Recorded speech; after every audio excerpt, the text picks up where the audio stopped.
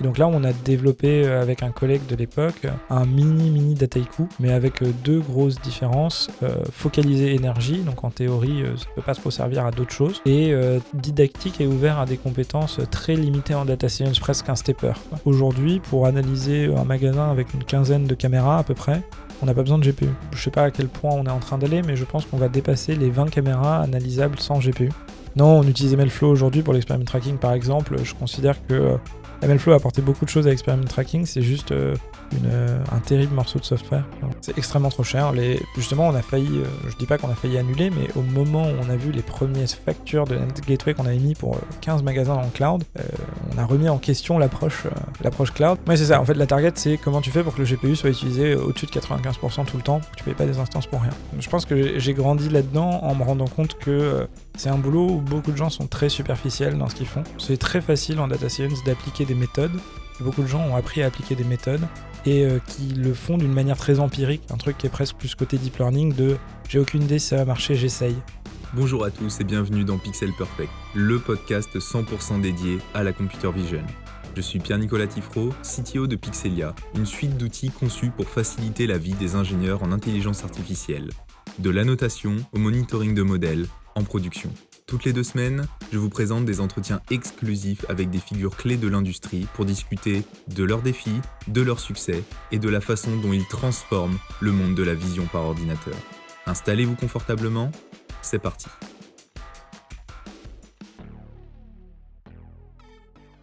Salut Tanguy, merci de me rejoindre aujourd'hui pour un nouvel épisode de ce podcast. Comment ça va ? Très bien, et toi PN ? Merci beaucoup de m'inviter. Avec plaisir, écoute, moi ça va. On a pas mal de sujets à évoquer aujourd'hui parce que tu as pas mal d'expériences différentes et notamment aujourd'hui chez Vision qui est une boîte de computer vision. Peut-être que déjà pour commencer tu peux te présenter rapidement. Oui, bien sûr. Donc moi je m'appelle Tanguy, j'ai un background d'ingénieur. J'ai essayé d'être data scientist au début de ma carrière, mais je me suis vite rattrapé.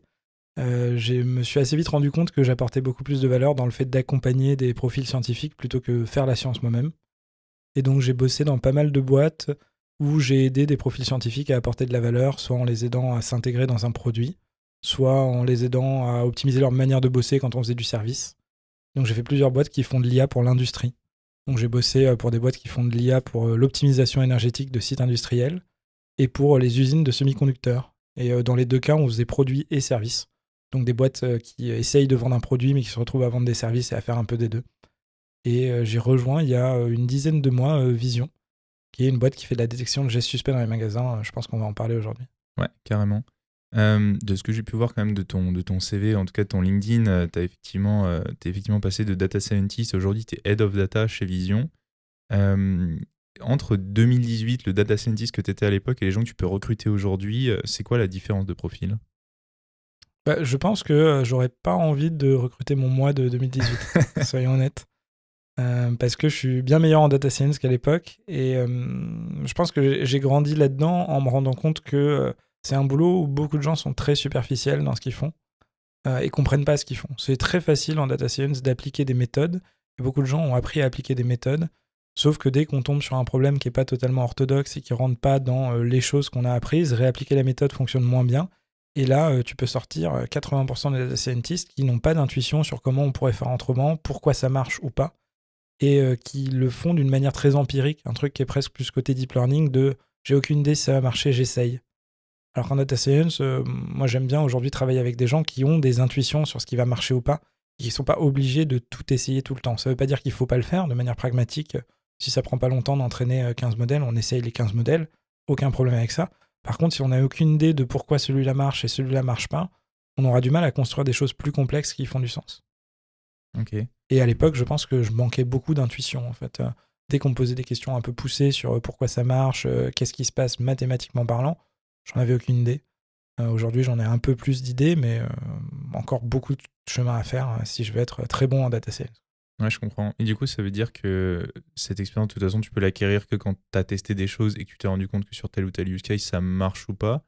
Est-ce que du coup, quand tu es junior, en fait, tu es quand même soit obligé d'être le data scientist que tu étais à l'époque? Est-ce qu'il y a en fait des moyens de se forger des convictions, même si on n'a pas l'expérience, qu'on ne l'a pas appliqué dans toutes les entreprises?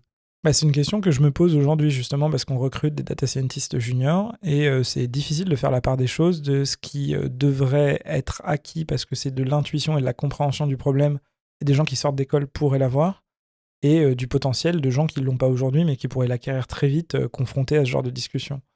Je pense que pour l'acquérir, c'est un peu comme dans plein de domaines technologiques et scientifiques. Il faut lire des choses, se confronter à des pairs et de manière générale avoir de l'émulation sur le sujet. Je pense que des gens qui font juste le minimum au boulot et qui s'y intéressent pas dans leur vie vont avoir du mal à acquérir rapidement ce genre d'intuition, voire jamais en fonction de leur contexte de travail. À l'inverse, des gens qui vont parler un maximum avec d'autres gens qui font ça, des gens peut-être plus expérimentés, qui vont lire des ouvrages et des choses qui poussent un petit peu, pas juste des bouquins. Parce que tu vois, il y a des bouquins, je trouve, je les appelle un peu des bouquins annuaires, qui vont te lister toutes les méthodes qui existent, mais en fait, c'est un gros Google Search. Et ça va pas plus loin qu'une compilation de tutos médium, si tu veux. Ok. Et ça t'apprend des choses, mais ça t'apprend juste qu'il y a plein de choses qui existent. Maintenant, est-ce que ça t'aide à les comprendre ? C'est pas sûr. Ok. Et c'est pas valable dans tous les domaines finalement, parce que j'ai l'impression que même dans le software, Si, carrément. je vois tu prends des gens qui sont sortis d'école par exemple, t'as appris des design patterns, t'as appris à coder, etc. Mais par contre, c'est plus tard et en étant confronté à des seniors que tu vas apprendre vraiment là des bonnes pratiques et des manières de faire bien dès la première fois et pas seulement après des refactos ou après que quelqu'un te fait des revues une review sur ta PR par exemple. Donc c'est un peu valable pour tous les domaines. Il faut se confronter à ses pairs quoi qu'il arrive pour développer des intuitions, et c'est pas que pour le faire de l'IA. Ouais, c'est vrai. La nuance que je ferais, c'est que j'ai l'impression que même si t'es pas bon en software, tu peux apporter de la valeur. Alors qu'en data science, c'est un peu plus compliqué. Parce que t'es souvent... En fait, typiquement, je te prends un exemple. Si tu mets un modèle en prod, mais que t'as mal construit, par exemple, ton dataset d'évaluation, en fait, t'as aucune idée de si ça va marcher et tu vas le mettre en prod, il va se passer n'importe quoi, t'auras pas prévu comment le monitorer, et donc en fait, t'auras apporté zéro valeur avec ton truc. Peut-être même que ça sera négatif, quoi. Alors que bon, une feature, tu peux la coder avec de la mauvaise qualité, il y aura de la dette technique, des choses à retravailler, etc., mais ça pourra quand même avoir une utilité, quoi. Et en data science, c'est beaucoup plus facile de faire des nonsense complets que en software. Et l'autre différence, c'est que dans le software, je trouve qu'il y a un monde établi de gens qui travaillent plus ou moins avec des bonnes pratiques et de la bonne qualité, et que c'est presque une norme pour plein d'entreprises de travailler, entre guillemets, pas aussi bien qu'on le pourrait en software, pour plein de raisons, on pourra les aborder, c'est un sujet qui me tient un peu à cœur. En data science, il y a quand même un peu moins cette culture-là. Par contre, dans data science, t'as un peu une culture de plein de gens qui parlent de choses qu'ils comprennent pas. Okay. J'ai eu plusieurs fois des discussions avec des gens qui balancent des buzzwords les uns à la suite des autres, qui abordent des concepts ou des manières de faire, mais en fait, qui savent pas de quoi ils parlent. Quand tu leur demandes est-ce que tu peux me définir ce truc-là, on va avoir une explication floue, etc. Et là, donc là, par exemple, pour les data scientists qu'on recrute, j'ai vu plus de 60 personnes en entretien. Il y en a une écrasante majorité qui parlent de choses qu'ils ne comprennent pas et qui s'en rendent même pas compte. Okay. Alors que des devs qui négligent la qualité te diront plus ça sert à rien, ça m'intéresse pas. Mais essaieront pas de dire moi je fais de la kinarchie alors qu'ils en font pas. Il y en a qui pensent en faire, mais il y en a aussi plein qui disent c'est pas mon problème, tu vois. Alors qu'en data science, tu n'auras pas quelqu'un qui va te dire je sais pas moi, le XGBoost c'est pas mon problème. Oui, non, s'il faut l'appliquer, ils vont le faire. Par contre, est-ce qu'ils comprennent? Pas forcément, mais... Ok. Et du coup, ça veut dire que c'est quoi? On en revient au background minimal de maths et de ML en fait qu'il faut travailler et avoir pour rentrer sur le marché? C'est ça le problème? Il y a un vrai problème de base, ça je pense. Je pense vraiment que sur les 50 personnes qu'on a vu entretien, qui sur les CV avaient l'air bien, t'en as entre un tiers et la moitié qui savaient pas ce que c'était une cross-validation. Je sais pas si ça te choque ou pas, ou si ça parle aux gens qui nous écoutent, mais... Après, je sais pas, nous quand on était à l'école, finalement, on n'a pas appris le machine learning ou le deep learning. La cross-validation, je pense que c'est quand même quelque chose qu'on avait vu à l'école, mais disons que c'est quelque chose derrière, quand tu commences à regarder sur Internet ce qui se faisait, que tu prends tes premiers vrais cours de ML, ou que tu as tes premières ressources, tu te le prends tout de suite dans la gueule, en fait. Tu le vois tout de suite ce que c'est, et ça devient, c'est censé être une bonne pratique, et tu le vois. Et ça devient presque un automatisme normalement, et on est surpris de rencontrer autant de gens dans le monde professionnel qui savent pas ce que c'est. Ok. Et du coup, qui savent ce que c'est et ont du mal à en parler. Ça marche aussi. C'est dur des fois de faire la différence. Et la conséquence de ça, c'est, alors tu disais, soit on met en prod des algos où en fait ça peut faire même plus de mal que de bien. Est-ce que du coup c'est toujours le même constat de, il y a une sorte de stat un peu sortie du chapeau, 80% des projets d'IA ne voient jamais la production et tout. Ça veut dire ce sera toujours le cas tant que ce problème ne sera pas résolu en fait. Parce que de ce que j'entends, c'est pas possible de mettre en prod des trucs qui marchent tant que ce qui paraît logique, mais ce problème de compétence à la base n'est pas résolu. Ouais, après, on peut le prendre de plein de manières parce que le 80-20, déjà, si c'est mettre en production, on peut mettre en production un truc pourri et l'enlever après. Évidemment. Donc, je sais pas si ça compte ou pas. Je pense que cette stat-là, à la base, elle était plutôt pour mettre en avant le point de vue technique du fait que la plupart des projets d'IA ne sont pas mettables en production parce que techniquement, c'est pas faisable et qu'on le prend pas en compte assez tôt. Ou alors que le projet d'IA ne sert à rien ou n'a pas sa place d'un point de vue purement business, product, métier, et donc on fait des POC et qu'on verra après. Mais je sais pas, je suis pas sûr que cette stat-là, elle était à la base sur les compétences de data science qui font que les modèles sont mal faits, ou plutôt que les projets sont mal cadrés, et notamment qu'on prend pas en compte les contraintes techniques au début. Ouais, ça, t'as raison, je pense. Mais c'est vrai qu'en fait, voilà, tous ces pourcentages, tu peux les retrouver partout, mais ouais, je pense qu'à la base, c'était plutôt il y a des problématiques différentes entre mettre en prod un modèle et l'avoir dans son notebook au début, et effectivement, c'est des considérations à prendre en base, à prendre au début du projet. Quand tu parles de tes expériences passées, encore une fois, je me fie à ce que j'ai vu sur LinkedIn, mais tu parles souvent du time to project ou du time to deploy, donc vraiment qu'on peut comprendre de différentes manières en fait. C'est une fois que j'ai un modèle prêt, combien de temps il me faut pour le déployer, ou est-ce qu'on est vraiment sur la construction du modèle? J'avais l'impression que c'était quelque chose qui était important pour toi et que tu cherchais presque à minimiser ce time to deploy au fur et à mesure de tes expériences. C'est toujours le but aujourd'hui, c'est ça le seul signe de performance d'un projet ML, c'est un peu le time to model et le time to déploiement? Je pense pas que ce soit d'un projet ML au global, je pense que c'est plus une manière de me mettre en avant en tant que MLOps, parce que ce qu'on attend très souvent d'un MLOps dans une entreprise, c'est comment on réduit le temps. Et là, tu poses vraiment une bonne limite. Est-ce que c'est le temps du projet ML en tant que tel ou le temps du déploiement une fois que le projet est arrivé jusqu'à un certain niveau? Je suis plutôt pour le premier. J'aime pas la distinction entre les deux parce que ça sous-entend qu'on s'en fiche du déploiement au début. Et pour moi, c'est quelque chose qui cause beaucoup de problèmes. Donc, dans les projets ML avec lesquels je bosse, je vais avoir tendance à encourager au fait qu'on fasse la pipeline de bout en bout le plus vite possible et qu'on le fasse dans une techno ou en tout cas un cadre qui fait qu'on est confiant sur le fait de pouvoir le déployer après. Et donc oui, c'est un truc qui m'importe parce que ça reflète à quel point on travaille justement dans ce mode-là où on se dit dès le début, dès que j'ai un truc qui marchote, ne serait-ce qu'un tout petit peu, ou même qui marche pas d'ailleurs, je me mets dans un monde où je peux le déployer. Et ensuite, je fais des itérations dessus pour améliorer les performances, améliorer je ne sais quelle capacité de compréhension du modèle sur un subset, un truc qui m'intéresse, mais dès le début, je me mets dans le cadre où je sais que ce que je suis en train de faire, je pourrais le déployer. Ça marche pas partout, mais pour une grande partie des projets d'IA, je sais pas, je veux pas refaire un 80-20, mais ça marche bien dans les boîtes où j'ai travaillé dans l'IA pour l'industrie. Les modèles, c'est des modèles simples. C'est des modèles linéaires, des modèles d'arbres. On sait qu'on va pouvoir les déployer tant qu'on n'utilise pas des features qu'on n'a pas en prod, par exemple. Ouais, et ça, et pour ça le répond coup, vraiment à un problème business. Voilà, c'est ça dont on parlait tout à l'heure. Que c'est utile et qu'on n'utilise pas, en tout cas que techniquement, on ne se met pas dans un cadre où on ne peut pas aller. Et donc, le truc le plus classique, c'est on utilise des features qu'on a eues dans le CSV que le client nous a envoyé, qu'on n'aura jamais en prod et on ne se pose pas la question au début. Et ça, pour le coup, bonne manière de perdre du temps.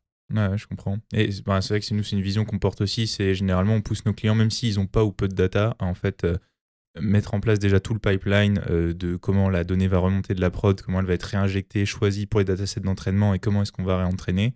Et une fois que cette boucle-là, elle marche, même avec peu de données, que le modèle qui sort et qu'on a déployé en premier est pourri, au moins on a quelque chose sur lequel on peut itérer facilement. Et normalement, ce time to deploy, il est pris en considération dès le début du projet. Et finalement, moi, c'est un peu ce que j'appelle, je pense que c'est les bonnes pratiques du MLOps quand même qui encadrent tout ça. Tant on peut voir que dans tes expériences passées, donc tu as eu plusieurs fois l'expérience de data scientist et à un moment on voit apparaître ce mot du MLOps. Qu'est-ce que ça veut dire pour toi? C'est juste un changement de terme pour quelque chose que tu faisais déjà ou il y a vraiment un changement de pratique lié à ce nom de poste autour du MLOps? Alors, c'est vraiment ce que tu dis dans le sens où j'ai été recruté chez Metron, donc la boîte où j'ai fait de l'optimisation énergétique de sites industriels, en tant que data scientist avec une forte appétence DevOps.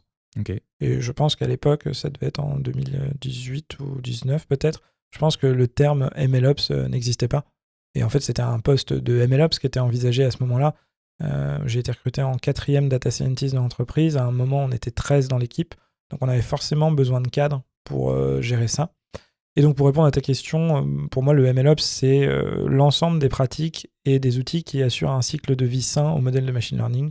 Qu'est-ce que tu veux dire par sain?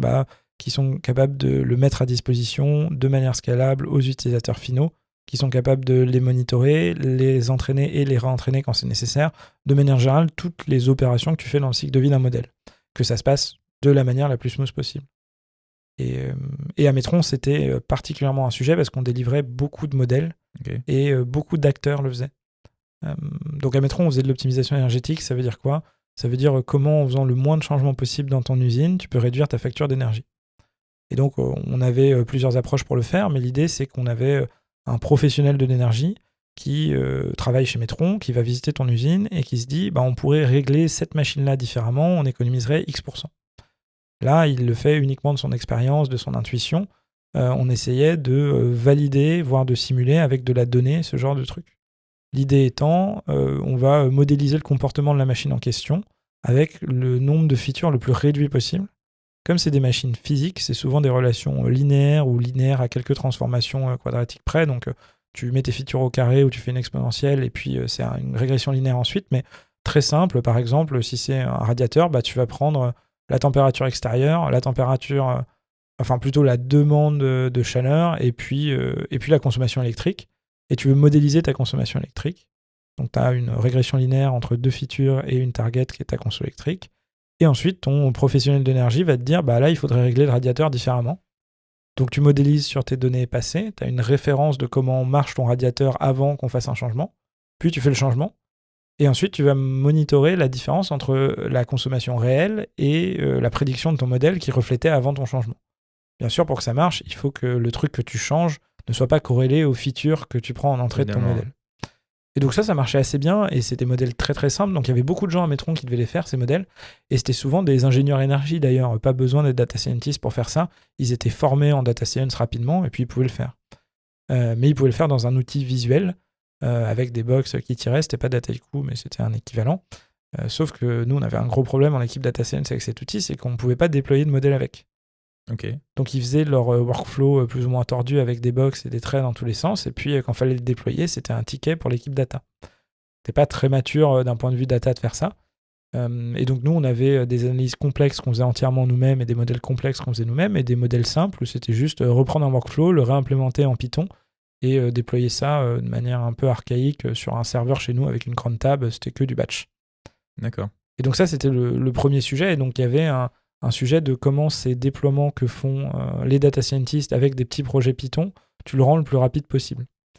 Donc tu standardises un peu la manière de prendre des inputs sur la base de la boîte. Donc en fait, ça revient à un feature store, c'est tout le temps la même forme. Tu standardises comment tu crashes tes outputs et comment tu monitores ton modèle. Donc ça, on a travaillé dessus et on a bien augmenté. On a bien réduit plutôt les temps de déploiement. Mmh. Et tu avais un autre stream de comment tu fais pour que tu n'aies plus ce travail de réécriture stupide d'un truc fait dans un outil visuel. Ouais, évidemment. Et donc là, on a développé avec un collègue de l'époque un mini Dataiku, mais avec deux grosses différences. Focaliser énergie, donc en théorie, ça peut pas trop servir à d'autres choses. Et didactique et ouvert à des compétences très limitées en data science, presque un stepper, quoi. Step 1, tu loads tes données. Step 2, tu visualises tes features. Si tu dois faire de la sélection de features, tu le fais visuellement sur un scatterplot en traçant un carré, quoi. Et si tu dois faire du feature engineering, oui, tu le fais avec un petit langage de query, un petit langage d'expression, et ça te fait une nouvelle feature, tu appuies sur suivant, tu vois ton modèle, si le score est au-dessus d'une certaine valeur, tu appuies sur deploy et c'est déployé. Donc là, pour le coup, on est passé de... Ils mettaient du temps à faire leur workflow parce que l'outil était un peu complexe, ils mettaient peut-être quelques heures. Il faut passer un ticket à une autre équipe qui doit le réimplémenter et le déployer, quelques heures encore. Là, on est descendu du début à la fin, 15 minutes. Ok, ouais, donc c'est ça à la fin, vraiment les 15 minutes qu'on peut retrouver dans ce que tu disais, c'est ce donc là, c'était vraiment ce projet-là qui a vraiment réduit. Parce que c'est devenu un produit, et donc pour le coup, c'était une certaine quantité de travail, mais on l'ouvrait en interne et on l'ouvrait aussi à nos clients qui avaient un peu de formation data science. Ouais, okay, Par contre, le challenge, c'était de bien limiter les options. On devait les empêcher de faire des bêtises. Donc, par exemple, le train test split, ils ne pouvaient pas le faire autrement que par un cut-off temporel. Et en gros, ils ne pouvaient pas mettre moins d'une certaine quantité dans le test et moins d'une certaine quantité dans le train. Ils avaient droit aux algos d'arbres, mais on limitait la profondeur de l'arbre à une espèce de règle avec une racine carrée du nombre de features. Je ne sais plus exactement ce qu'on avait mis, mais... Pour faire exploser le calcul, quoi. Ouais, et puis overfitter aussi sur les données, quoi. Donc des petites choses comme ça pour essayer de cadrer un peu le truc pour que des data scientists aspirants, on va dire, puissent faire des modèles simples. Ouais.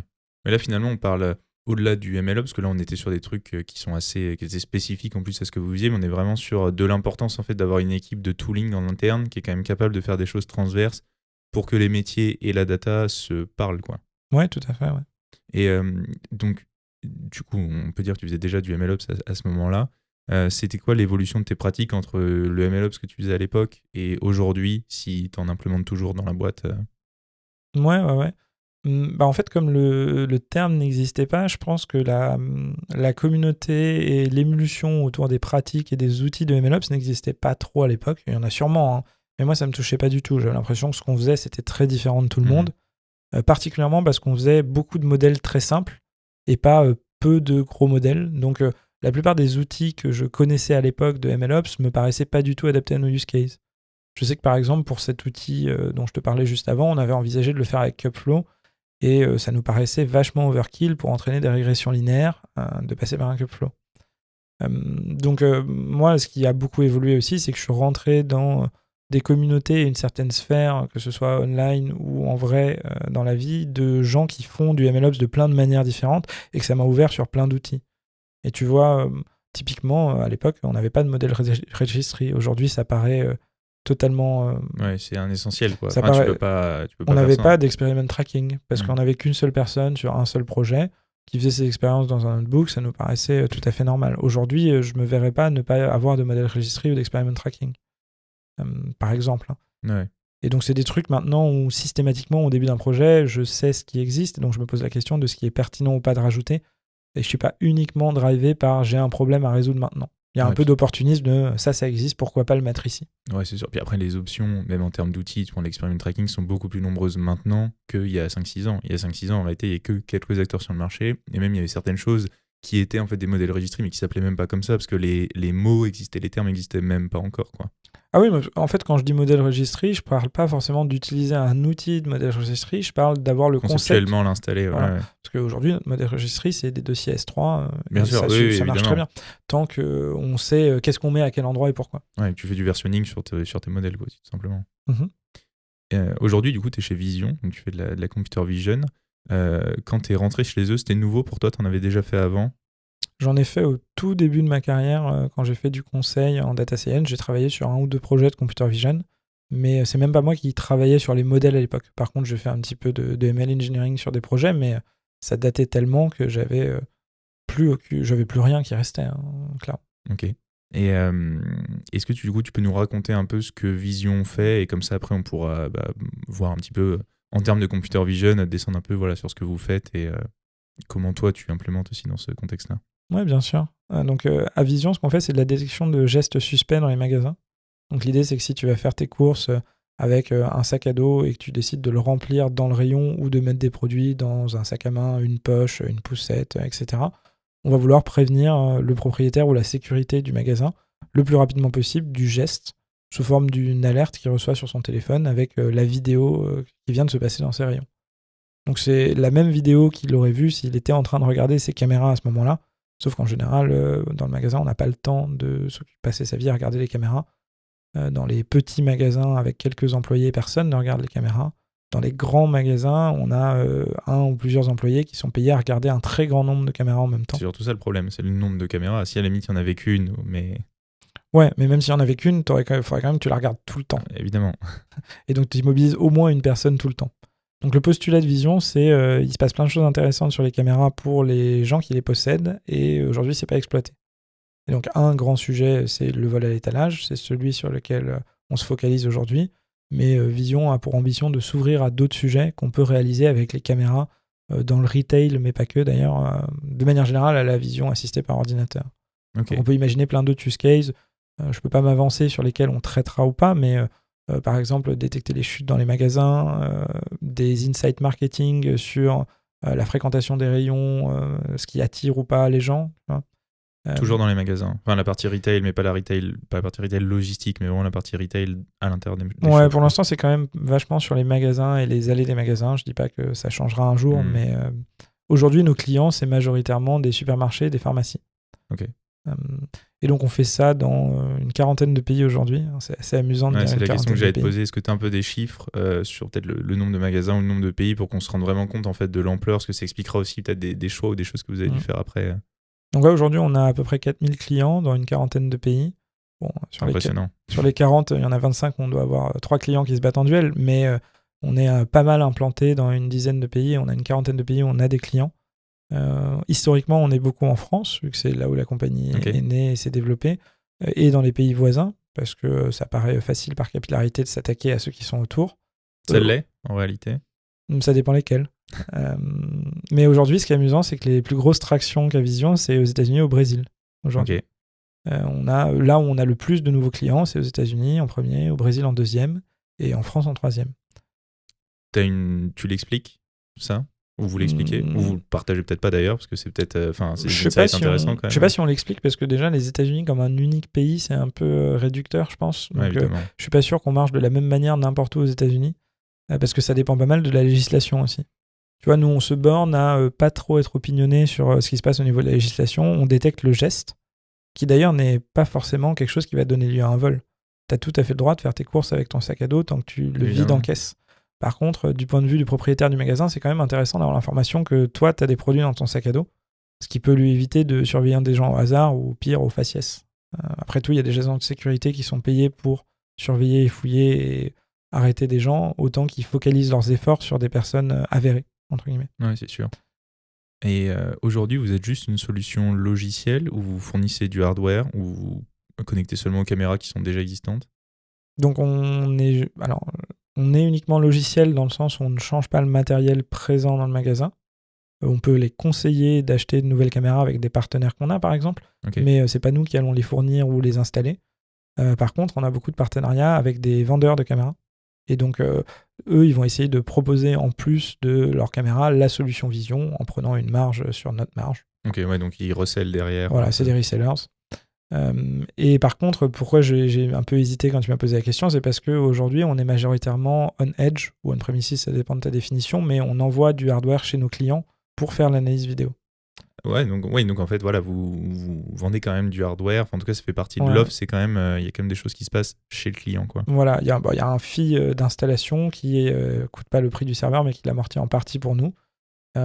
Ça, c'est plutôt une décision historique, parce que aujourd'hui, pour que nos algos fonctionnent assez bien, on a besoin d'une bonne qualité d'image. Et historiquement, nos clients n'avaient pas la bande passante pour nous permettre de remonter dans le cloud toutes les vidéos de toutes les caméras sans saturer leur bande Et passante. ça, c'est un truc qui va varier de pays en pays potentiellement, ou de zone dans chaque pays en plus. Oui, tout à fait. C'est aussi...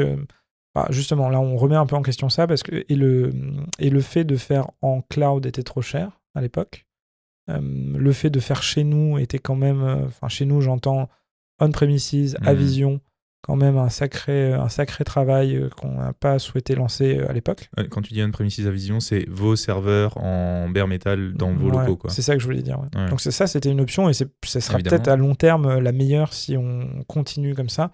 Mais parce voilà. que tu achètes du matériel que tu amortis plutôt que de le louer dans le cloud, finalement, tu t'y retrouves au bout d'un certain temps. Après, tu as une certaine facture d'énergie, une certaine facture des gens qui vont maintenir ce cluster. Oui, bien sûr. Mais si on scale beaucoup, ce sera peut-être quelque chose qu'on envisagera.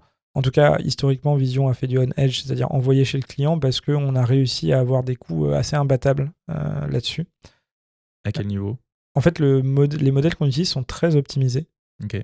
Dans le sens où, aujourd'hui, pour analyser un magasin avec une quinzaine de caméras à peu près, on n'a pas besoin de GPU. Et on peut travailler. Ça paraît assez dingue comme ça, parce que pour moi, qui dit hardware dit en fait GPU parce que image, quoi. Ouais, donc on a encore beaucoup de GPU en prod, mais aujourd'hui, même pour... je sais pas à quel point on est en train d'aller, mais je pense qu'on va dépasser les 20 caméras analysables sans GPU. Ok. Avec des mini PC style Intel NUC ou équivalent. Et comme on en commande des quantités assez importantes, on commence à avoir des bons deals sur ces prix, et on peut avoir des achats de gros, voire faire du hardware un peu custom Vision. Donc aujourd'hui, on a plus de 3000 serveurs chez nos clients. Une partie, c'est des mini PC, une partie, c'est des tours. Moi, j'avoue que d'un point de vue MLOps, plus il y a de mini PC, moins il y a de tours, mieux je me porte. Parce que avoir 30 modèles de GPU différents en prod et devoir optimiser les modèles pour 30 modèles différents de GPU, ça m'embête un peu. Ça se fait, hein, mais c'est des modèles qui ne sont pas disponibles dans le cloud. Donc, Ouais, je comprends. J'imagine, déjà, de nous dire que c'est des micro-PC, etc., c'est quand même une info importante. Comment vous faites pour justement hoster autant de modèles et autant de caméras sur ces simples PC? J'imagine que ça reste un secret de fabrication aujourd'hui. Je pense que dans les moindres détails, oui. Après, le global, c'est juste qu'on utilise toutes les techniques d'optimisation à disposition. Et en fait, on arrive à avoir des bons résultats sur CPU. On peut jouer sur plein de choses comme la fréquence où on analyse les vidéos, parce qu'après tout, vous pouvez bien imaginer qu'on fait des fenêtres roulantes d'une certaine durée à une certaine fréquence. C'est des choses sur lesquelles on peut jouer. Et on optimise les modèles au maximum avec les techniques habituelles, quantisation, etc. On distille le modèle dans des plus petits modèles. On fait pas mal de choses pour que ce soit vraiment facile de faire des inférences. Et ça, c'est un des gros différenciateurs de Vision par rapport à ses concurrents. Ouais, j'imagine. On peut s'attaquer aux petits clients et être quand même largement rentable. Ce qui n'est pas le cas de certains de nos concurrents qui s'attaquent qu'aux magasins qui ont plus de X caméras parce qu'ils doivent déployer un gros serveur GPU. Ouais, compréhensible. Et du coup, tu as parlé de tes partenaires en caméra. Est-ce qu'aujourd'hui, il y a des bonnes pratiques quand tu cherches des caméras? Alors, est-ce que c'est pour le retail ou est-ce que c'est valable pour tout le monde? Comment est-ce que tu vas choisir? C'est quoi ta spec en fait pour choisir le hardware sur lequel, quand tu as le choix en tout cas, sur lequel qui va te servir de vecteur d'acquisition? C'est une bonne question. Je pense que j'ai pas trop la réponse. Ce que je peux te dire, c'est que aujourd'hui, on sait qu'on a des différences de perf en fonction du hardware. Ouais.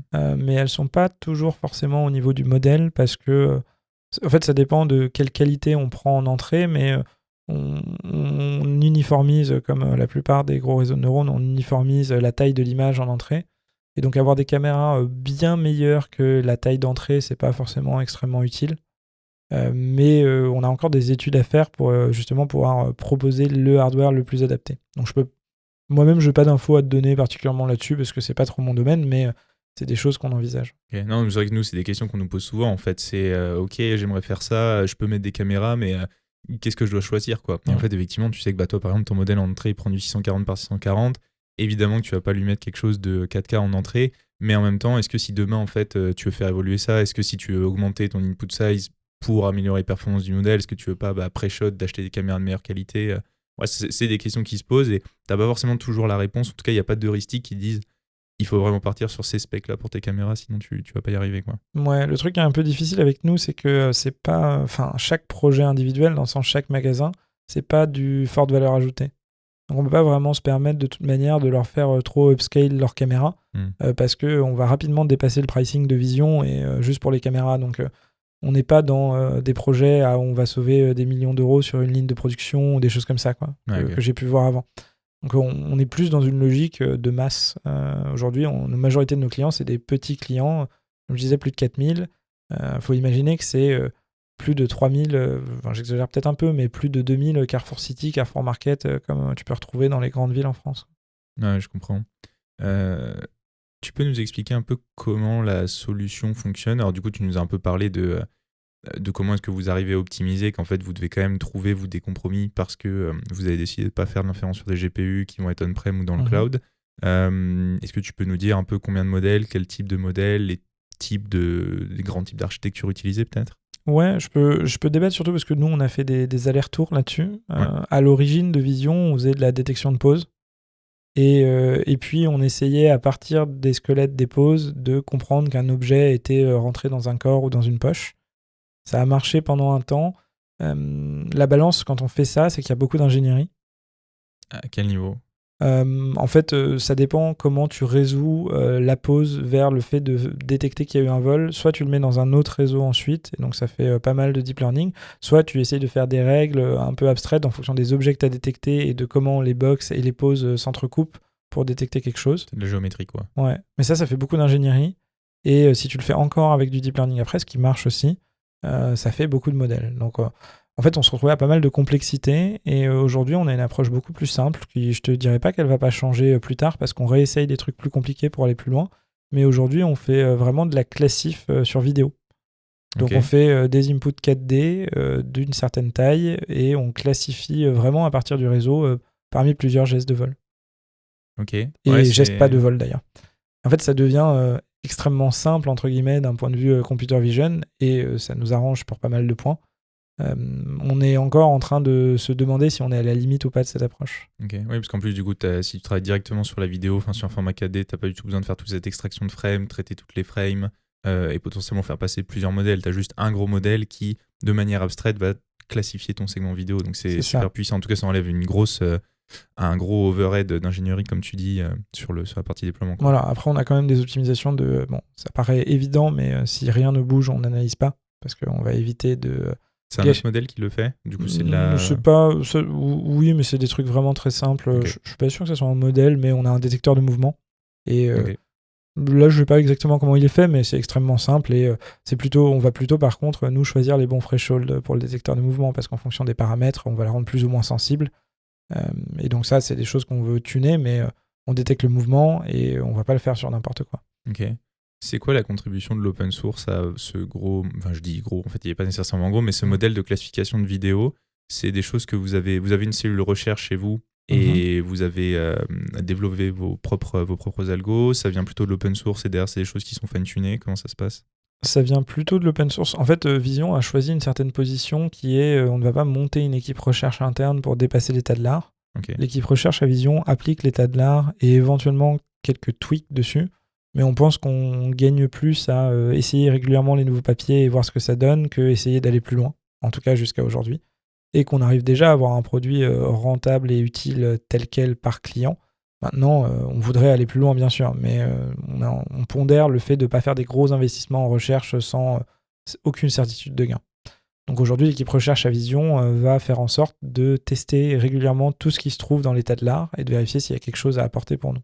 Ok, ouais, je comprends. Oui, parce que de toute façon, c'est assez dur quand même de battre soit les gros labos, soit des gens qui font vraiment que de la recherche, soit de nouvelles architectures. La question, c'est plutôt quand tu arrives à le plus facilement possible les récupérer et les implémenter sur ton problème, quoi. C'est ça, donc là, l'architecture qu'on utilise, je pense pas que je peux rentrer dans les détails, mais c'est quand même quelque chose d'open source que vous pouvez tous trouver et appliquer à vos projets. La force qu'on a aujourd'hui, c'est plutôt la taille des datasets qu'on a accumulés.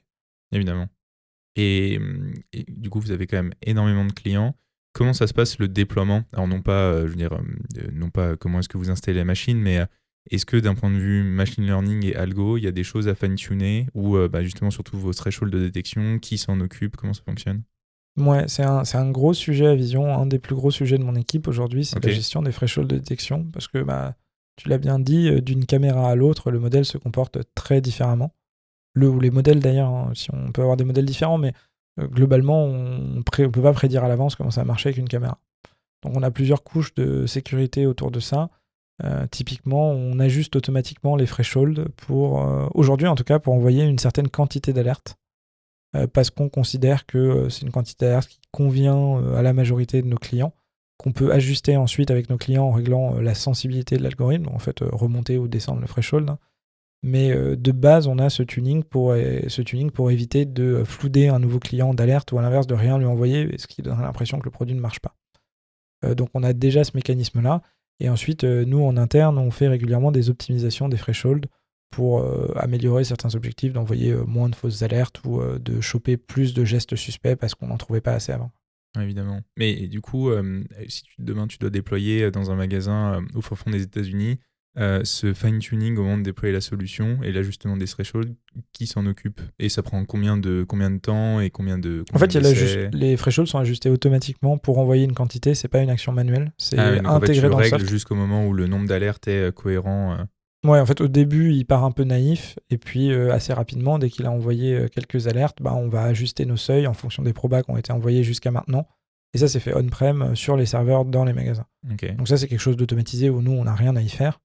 Après, là où on intervient, il y a deux leviers. Il y a le client veut plus ou moins d'alertes par rapport à la sensibilité qu'il a au fait de recevoir des alertes, tout simplement. Et en général, plus d'alertes, c'est pas il veut plus d'alertes, c'est il veut qu'on trouve des vols qu'on n'a pas trouvés, parce qu'on les détecte pas assez bien. Ou alors, il se sent floudé de fausses alertes, et dans ce cas-là, on va ajuster la sensibilité, nous, en interne, suite à une demande du client. L'équipe Customer Success va voir avec le client, soit désactiver certains gestes, parce qu'on détecte différents gestes, et il y a des clients qui sont intéressés pour voir certains gestes et d'autres non. Un client qui a un magasin plutôt dont ses clients vont tout le temps faire les courses avec des sacs à dos et ils reviennent tout le temps comme ça, va peut-être vouloir désactiver sac à dos parce que pour lui c'est pas relevant, alors qu'un autre magasin va peut-être vouloir absolument surveiller les sacs à dos. Parce qu'ils les font laisser à l'entrée. Voilà. Donc voilà, il y a ça à ajuster. Et puis le dernier levier qui est plus scientifique, c'est nous dans l'équipe Data Science, à quelle fréquence on fait tourner nos algos d'optimisation pour équilibrer les thresholds. C'est pas un truc qui est totalement posé encore, mais c'est quelque chose qu'on veut prendre l'habitude de faire si on identifie des bons gains avec ça, quoi. Ok.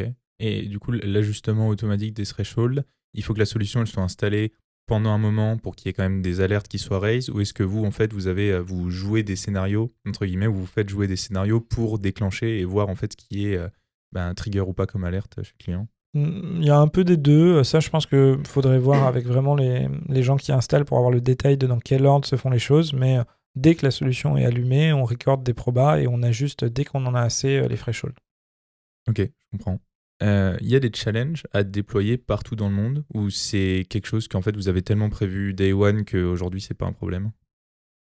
Tu parles en termes de ML ou en termes d'entreprise en général? Commençons par le ML et... Ouais. Je pense qu'il y a des challenges. En fait, je sais pas à quel point on les a bien prévus. C'est notre monitoring qui va nous le dire. Aujourd'hui, d'un point de vue ML, on fait pas énormément de distinctions, si ce n'est que on essaye de remonter régulièrement, enfin remonter tout le temps d'ailleurs nos données, et de réentraîner le plus régulièrement possible pour que notre modèle soit assez représentatif de notre pool de clients, notre modèle ou nos modèles en fonction du cas. Et donc aujourd'hui, on espère entre guillemets que la représentativité de nos nouveaux marchés dans les datasets suffise, mais c'est pas quelque chose, c'est pas du tout fermé et on pourrait devoir envisager de faire des modèles spécifiques pour des marchés spécifiques.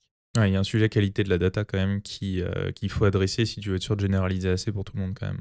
Ouais, après pour l'instant, on n'a pas d'intuition qui nous font penser que dans un certain pays, on a des caméras particulièrement différentes de la même manière que dans un autre.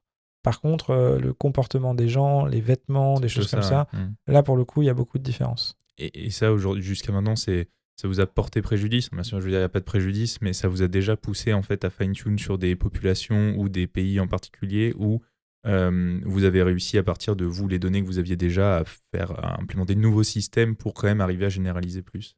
Pour l'instant, on considère qu'on arrive à assez bien généraliser avec l'approche qu'on a, mais on a des intuitions que ça ne tiendra pas indéfiniment.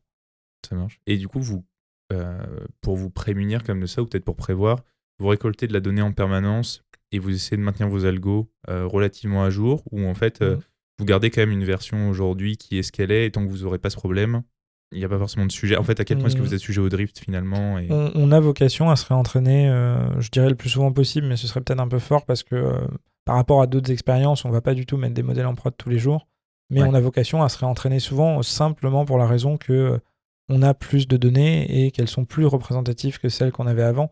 Donc tant qu'on n'a pas de drift négatif ou de choses qu'on n'a pas vues, on n'a pas de raison de ne pas se réentraîner régulièrement. Donc on a plus vocation à le faire en fait, plutôt que d'attendre que ça arrive. Je comprends. On parlait un peu de la stack de tooling et de l'importance d'avoir des gens qui s'occupent des outils en interne. Est-ce que tu as des exemples d'outils que vous utilisez? Et pour toi, c'est quoi un peu les principales choses qui vous permettent d'être efficace aujourd'hui dans ce que vous faites dans l'équipe data? Ok, et t'inclus outils open source par exemple ou externes qu'on utilise ou aussi, pas du tout. Alors je parle des outils internes, mais pas que. Je parle aussi des outils externes. On parlait de modèle registré tout à l'heure, par exemple, ou d'experiment tracking. Je pense pas que tu aies redéveloppé ton experiment tracking, par exemple. Non, même si je déteste MLflow, non.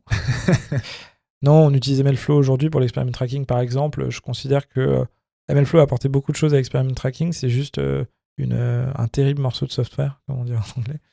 Parce que il y a beaucoup de problèmes avec MLflow, mais l'avantage principal, c'est qu'il est extrêmement connu et qu'il pousse l'approche d'experiment tracking à tel point que des gens qui n'étaient pas du tout sensibles avant se disent bon, c'est juste un MLflow, pourquoi pas. Ok. Parce que c'est simple à déployer et parce que c'est robuste. Il n'y a même pas besoin de le déployer pour l'utiliser. Au final, je connais des data scientists qui lancent leur serveur MLflow local et qui s'en servent juste pour s'y retrouver eux-mêmes. Et ça, il n'y a aucune solution commerciale qui a rendu ça aussi facile. En fait. Et tu n'as pas un problème, si chacun lance son MLflow en local, de te retrouver avec de la disparité de data de partout? Non, je dis pas que c'est parfait et qu'il faut le faire. Juste que pour quelqu'un qui travaille en autonomie et qui fait ses trucs dans son coin, genre le seul DS de l'équipe, s'il y a un experiment tracker qui va utiliser, c'est MLflow et il le fera peut-être dans son coin. Je dis pas que c'est une bonne chose, mais juste qu'au moins, ça amène vers le sujet et c'est possible. Ok. Mais oui, c'est bien important de centraliser ces sujets-là. Tu vois, en plus, à la base, c'était juste pour l'experiment tracking, on se disait c'était juste pour évaluer des modèles, mais en fait, on fait plein d'expériences en data science qui ne sont pas toujours des modèles et qui sont quand même pertinentes à comparer entre elles. Ouais, juste pour la partie scientifique, en fait, peu importe ce que tu fais à la fin. Ouais, non, nos A/B tests sont dans MLflow et je ne reviendrai pas en arrière là-dessus. Avant, on avait juste un script qui printait des choses dans un coin. Là, au moins, on peut un peu plus facilement ouvrir à d'autres utilisateurs. Oui, parce qu'au final, si on prend des utilisateurs, ton équipe data, si eux savent se servir d'MLflow et que derrière, ils doivent sortir des trucs pour le business, par exemple, ou pour faire de la BI, ils peuvent complètement aller chercher de la donnée là-dedans s'ils sont à l'aise avec le soft. Oui, tout à fait. Et puis, tu vois, on a des trucs... Moi, il y a un truc que j'aime bien dans MLflow quand même, mais que tous les autres softs ont, hein, c'est juste que MLflow, je le paye pas.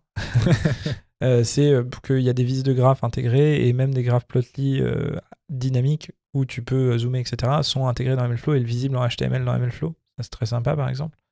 Il y a une petite vis de CSV qui est horrible, mais le fait de loguer un CSV pour pouvoir le visualiser dans MLflow et le télécharger et l'envoyer à un stakeholder non technique, très pratique aussi. Typiquement, c'est pas MLflow qui a drivé ça, mais nos A/B tests, on avait 10 métriques un peu illisibles, pas très compréhensibles. On a fait un CSV où il y en a deux et d'autres à côté, mais où c'est vraiment un chiffre qui dit plus 30% ou moins 30%. Ouais. Bon, bah ça, on peut le filer à quelqu'un, il n'y a pas des gymnastiques mentales à faire. On s'en fiche que ça soit dans MLflow, on aurait pu le faire ailleurs, mais le fait qu'on ait simplifié la présentation de la métrique et que ce soit dans un outil en UI visible, ça rend le truc plus accessible. Oui, parce que sinon, c'était yet another tool, ou alors un dashboard en interne que vous deviez faire, je sais pas comment, pour mettre cette data à dispo, quoi. Mais par contre, j'ai déjà fait des surcouches sur MLflow et j'ai déjà travaillé avec beaucoup de plaintes sur l'UI d'MLflow qui est vraiment très lacking, quoi. Ouais, compréhensible. Et à part l'experiment tracking, il y a des choses que vous utilisez que, par exemple, soit n'existaient pas, depuis le temps que tu fais du MLOps, n'existaient pas avant, ou que tu utilises pour la première fois. Est-ce qu'il y a des choses spécifiques à Computer Vision aussi ? Aujourd'hui, on n'a pas d'outils spécifiques avec Computer Vision. Je pense d'ailleurs, c'est pour ça qu'on a discuté avec Pixelia pas mal et Ncord aussi, on aura besoin d'un outil de visualisation de datasets et de performance de différents modèles, d'exploration de manière générale de données visuelles. C'est sûr qu'on en a besoin. Aujourd'hui, c'est fait de manière un peu artisanale par des gens qui ont l'habitude, donc ils sont à l'aise dans le fait de le faire et qui vont regarder pour l'équipe recherche. Mais à terme, c'est sûr qu'il nous faudra un truc comme ça. Donc pour Specific Computer Vision, il nous faudra un truc comme ça, je pense. Pour les autres aspects, c'est marrant parce que mon équipe fait de la data science, mais si c'était pas de la computer vision, ça changerait presque rien à leur vie. Ouais. Parce qu'on a voulu justement abstraire la complexité de la computer vision. Donc aujourd'hui, un des trucs sur lesquels on a le plus bossé depuis que je suis arrivé à Vision, avec le MLOps qui nous a rejoint en même temps que moi, c'est comment on abstrait toutes les considérations d'infrastructure et de software engineering de manière générale aux data scientists et aux chercheurs en deep learning. Comment ils ont juste à nous dire je veux faire une expérience et on s'occupe de la réaliser, mais c'est plus leur problème de comment on arrive à obtenir un résultat tant que la méthode ne fausse pas les résultats finalement. Oui, évidemment.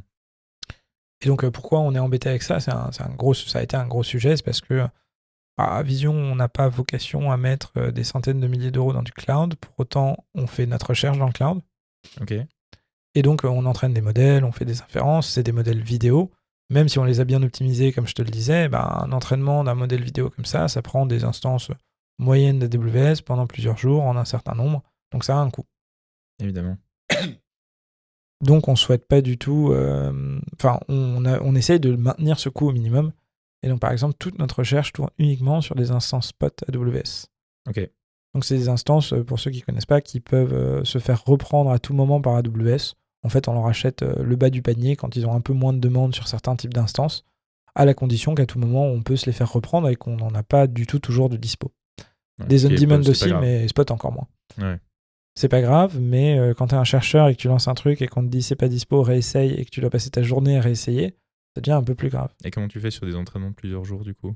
Ouais, aujourd'hui, ce qu'on fait, c'est que déjà, quand le chercheur nous dit je veux lancer un entraînement, on va essayer jusqu'à qu'on en trouve. Et si on met 4 heures à en trouver, on s'en fiche, on essaye toutes les 5 minutes, mais c'est automatisé. Donc c'est plus un sujet. Le chercheur, il a plus la charge mentale de le faire. Et même s'il l'avait un peu déporté parce qu'il avait écrit un script pour l'automatiser, il a plus la charge mentale de maintenir son script qui faisait tourner sur une machine, soit la sienne, soit une machine dans le cloud qu'il avait dédiée à faire tourner son script. Il n'aura jamais le temps de toute manière de l'industrialiser ou de vraiment s'en occuper. Donc ça reste un truc qui lui prend une certaine charge, quoi. Okay. Donc là, il s'en occupe plus du tout. On essaye jusqu'à qu'on en ait. Et dès qu'on en a, on monitore si ça tourne ou pas et qu'est-ce qui se passe. Et donc au démarrage du training, le scientist va nous dire je veux faire tant d'époques. Par exemple, je vais faire 15 époques.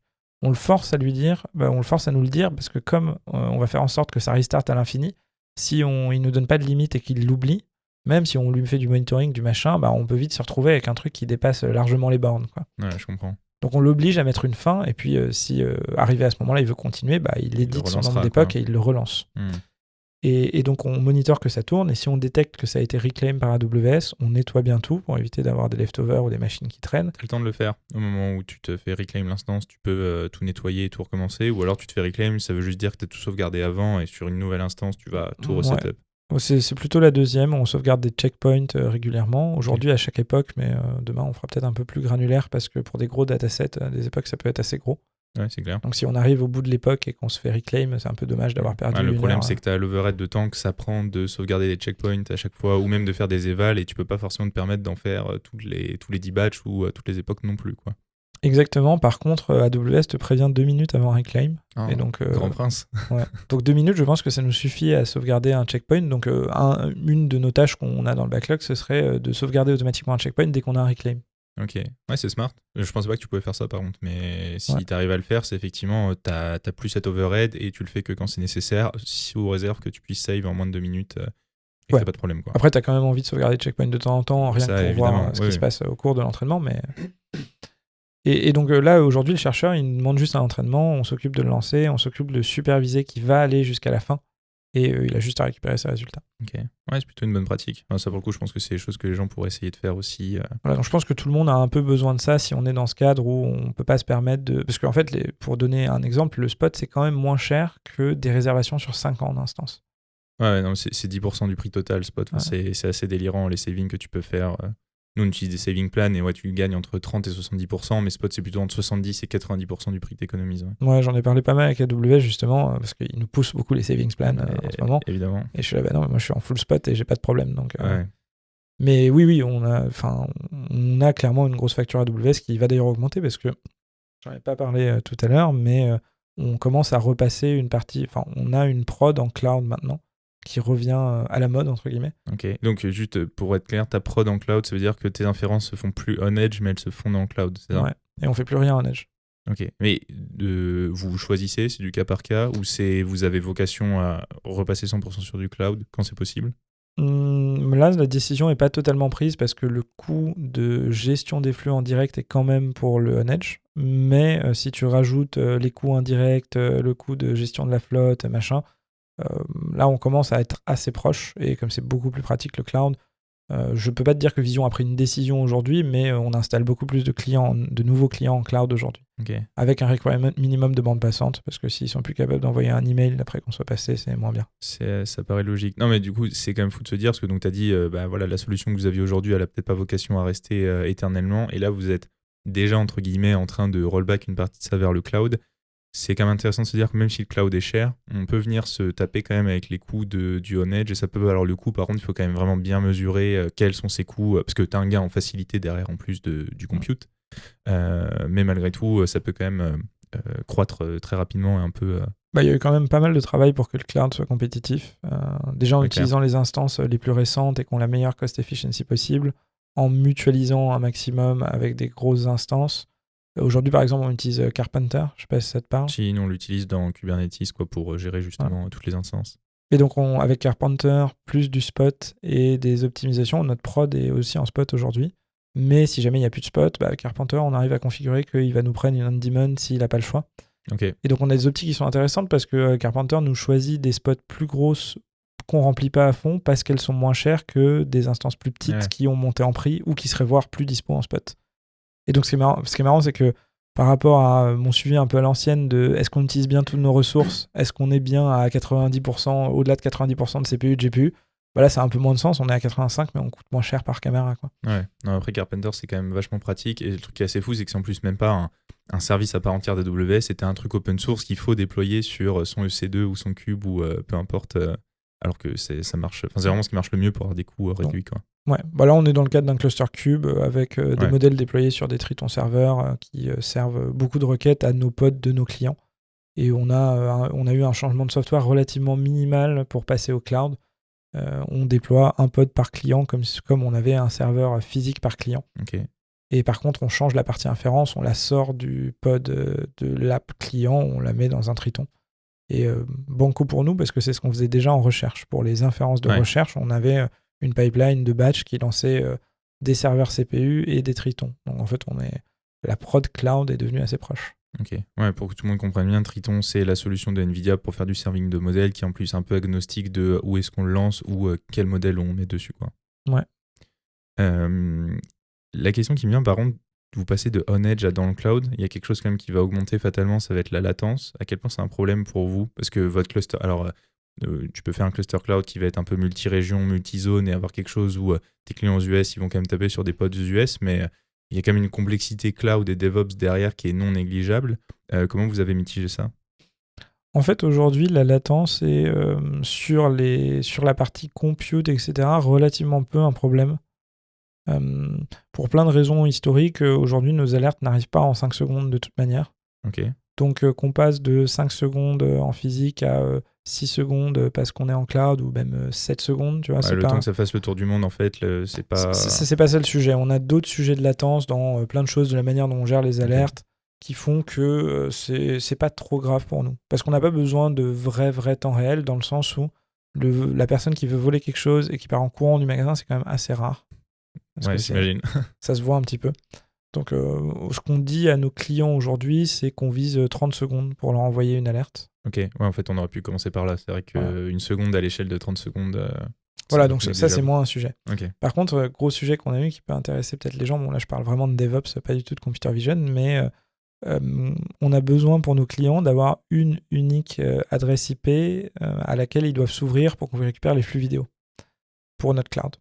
En fait, on pourrait en avoir une par région et 2-3, mais en tout cas, on a besoin de ne pas en avoir une par pod et des pods qui bougent dans un cluster cube, quoi. Ouais. Donc, on a besoin de mettre une gateway. Et par exemple, le service manager d'AWS, c'est une NAT gateway, vous connaissez peut-être. Et le problème de la NAT gateway, c'est que c'est fait pour des applis classiques qui baladent des JSON, des données textuelles, etc. Et c'est pricé extrêmement cher à la quantité de données qui passent. Ouais, nous, on a essayé de se débrouiller sans, parce que justement, la NAT gateway, c'est trop cher. C'est extrêmement trop cher. Justement, on a failli, je dis pas qu'on a failli annuler, mais au moment où on a vu les premières factures de la NAT gateway qu'on avait mis pour 15 magasins en cloud, on a remis en question l'approche cloud. Et bon, en fait, ça s'est très bien terminé parce que il y a un service open source, enfin un projet open source qui s'appelle FuckNAT, donc je ne vais pas le citer, et qui est comment déployer sur une EC2 une instance qui fait le même travail qu'une NAT sans le prix du manager. Ok, ça je pense que ça intéressera du monde. Moi le premier d'ailleurs, j'envoie ça à l'équipe DevOps demain. Voilà, on a cherché ça sur internet et là pour le coup on paye juste le prix de l'EC2 et avec une EC2 pas très grosse on gère énormément de flux, c'est que du proxy, quoi. Parce que, ce qu'il faut savoir, le problème sous-jacent derrière ça, c'est que l'IPv4 ça coûte cher, l'IP ça coûte cher et que tu es obligé d'en réserver, que toi quand tu es dans Kubernetes, surtout Carpenter, t'as pas des IP fixes en permanence pour rediriger ton flux, quoi. Ouais, tout à fait. Et donc là on a des setups assez intéressants où pour certains clients, en gros ils whitelist notre IP et ils ouvrent avec leur box internet des ports, en gros le port du flux vidéo. Donc que Vision qui peut s'y connecter. Niveau sécurité, il y aurait des choses à redire, mais pour la sécurité attendue des petits magasins, ça suffit amplement. Okay. Et pour des grands magasins, on peut faire des choses plus sécuritaires, on peut mettre en place des VPN, etc. Donc on s'adapte aussi un peu aux attentes de sécurité du client, mais nous, ça nous enable plein de petits magasins pour qui ça suffit amplement, quoi.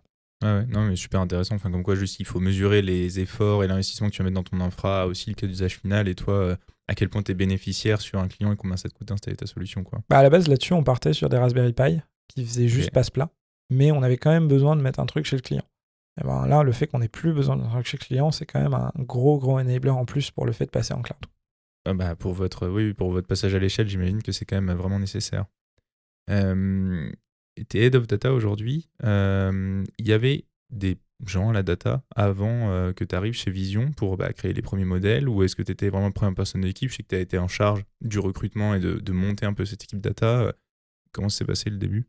Alors le contexte est un peu particulier à Vision parce qu'en fait il y a un fondateur, Damien Ménigaud, avec qui je travaille beaucoup, qui est l'ancien CTO de Vision et qui a fait toute l'origine de la technique à Vision. D'accord. La technique englobant l'IA et le soft.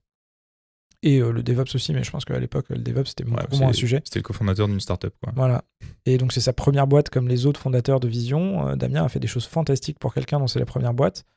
Mais aujourd'hui, il aspire plus à travailler sur la partie soft ou même infra. Il aspire vraiment à travailler sur la partie deep learning. Okay. Donc, il s'est dirigé petit à petit vers se focaliser à 100% sur la recherche pour l'algo de détection des gestes suspects. Et donc, aujourd'hui, c'est ce qu'il fait. Il se focalise sur le fait d'atteindre l'état de l'art, sur l'algo de détection de gestes suspects, de tenter des nouvelles approches novatrices en utilisant l'état de l'art, encore une fois, on en a parlé avant, et il s'occupe plus du tout de la partie technique, et donc il y a une équipe technique avec un CTO, des développeurs, une équipe technique classique, mais avant que j'arrive, on était plus ou moins dans la situation avec une équipe recherche et une équipe technique qui commençait vraiment à diverger. dans le sens où l'équipe technique n'a pas de background data et assez peu de connaissances dans ces domaines-là. Je dis ça en rigolant, mais il y a plein de devs dedans qui font du data engineering sans le savoir. Ok. Il n'y a pas de profil labellé data engineer à Vision jusqu'à très bientôt d'ailleurs, mais je pourrais en parler. Et donc ces devs-là font de la remontée de données massive, s'occupent des systèmes de notification, d'alerting, de l'application Vision et des outils internes, mais n'ont pas de background data. Et à côté, on a 2 chercheurs en deep learning qui ont pour objectif de battre des scores avec des papiers. Ok. Et même si Damien comprend bien tout ce qui se passe à Vision et est tout à fait encore capable de dépanner et de faire le lien, ça devenait de plus en plus difficile de relier les deux. Et la preuve étant qu'il y a eu plusieurs initiatives menées par l'équipe tech de fournir des outils au deep learning et à la recherche qui ont moyennement bien fonctionné parce que fait par des gens qui utilisaient des outils qu'ils connaissaient et qui voulaient les appliquer à un domaine qu'ils ne connaissaient pas, qui est la data science et de manière générale la recherche. Ok. T'as un exemple d'outil, juste pour qu'on comprenne bien Par exemple, on a pas mal de problématiques autour de construction de datasets. Bon, j'imagine que vous connaissez bien ça, mais il y a plein d'étapes de pré-processing qui sont impliquées et la recherche a bidouillé des choses avec des lambdas, avec des scripts Python qui s'emboîtent un peu dans tous les sens.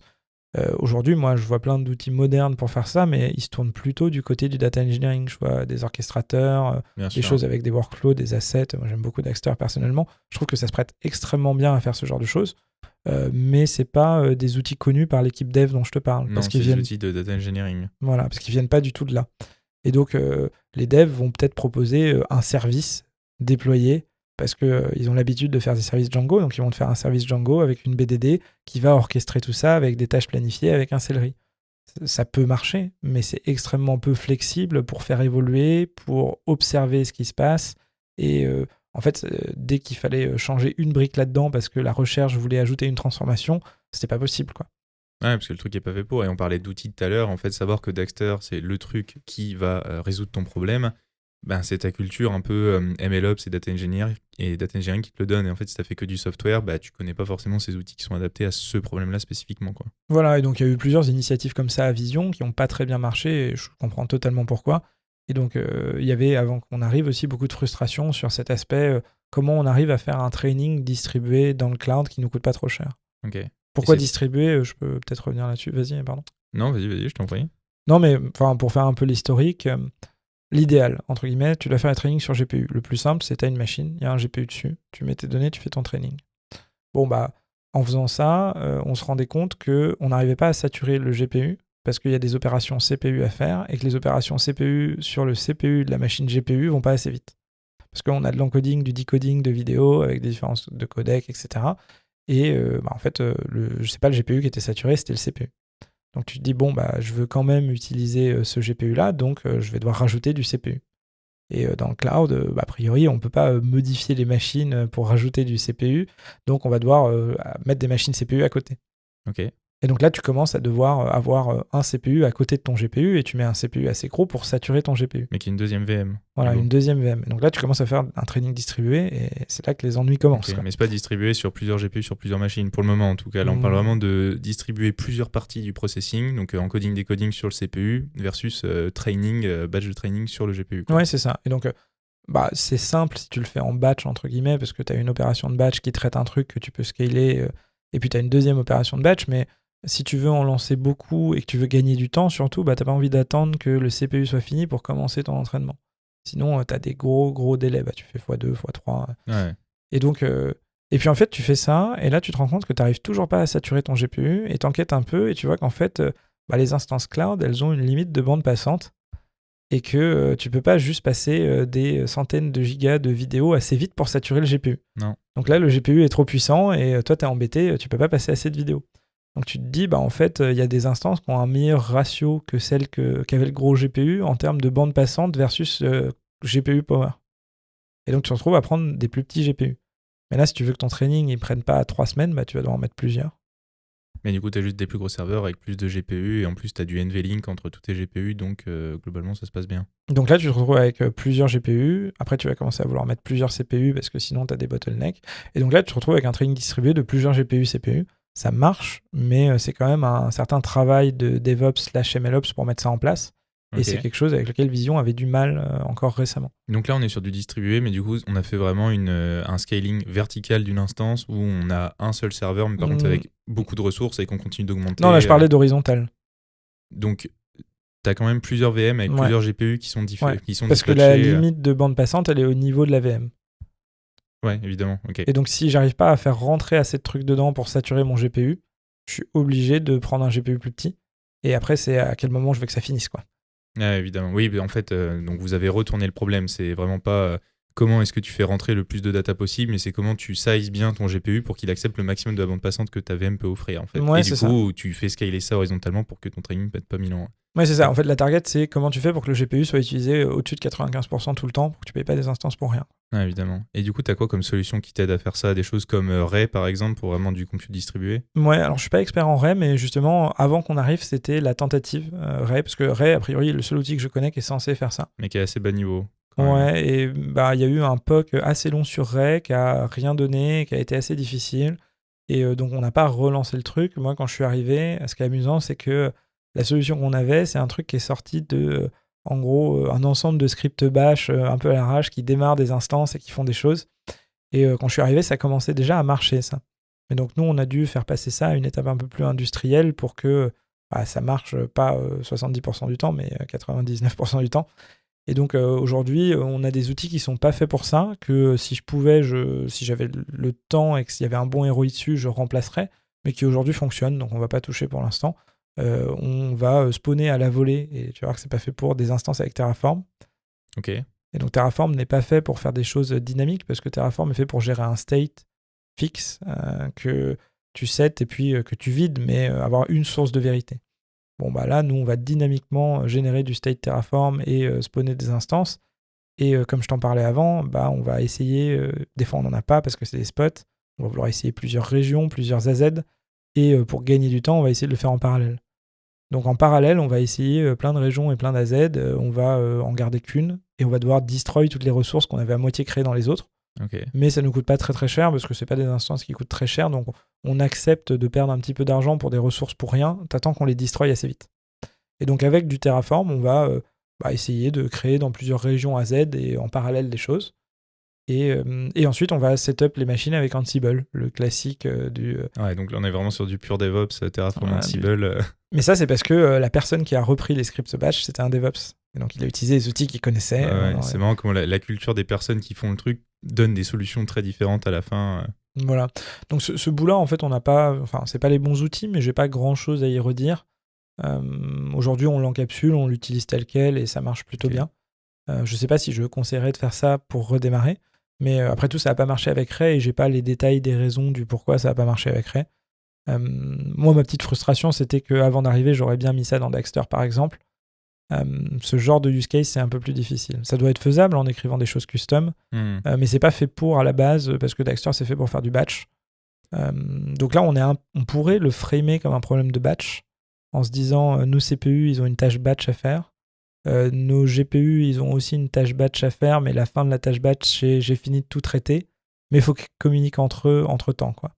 Ouais, non, c'est particulier. Donc je pense pas que ce soit infaisable, mais ce serait tweaker des choses et pas forcément fait pour, quoi. Ouais, mais nous, on a eu le problème récemment parce que sur Pixelia, en fait, on permet à nos clients d'entraîner des modèles.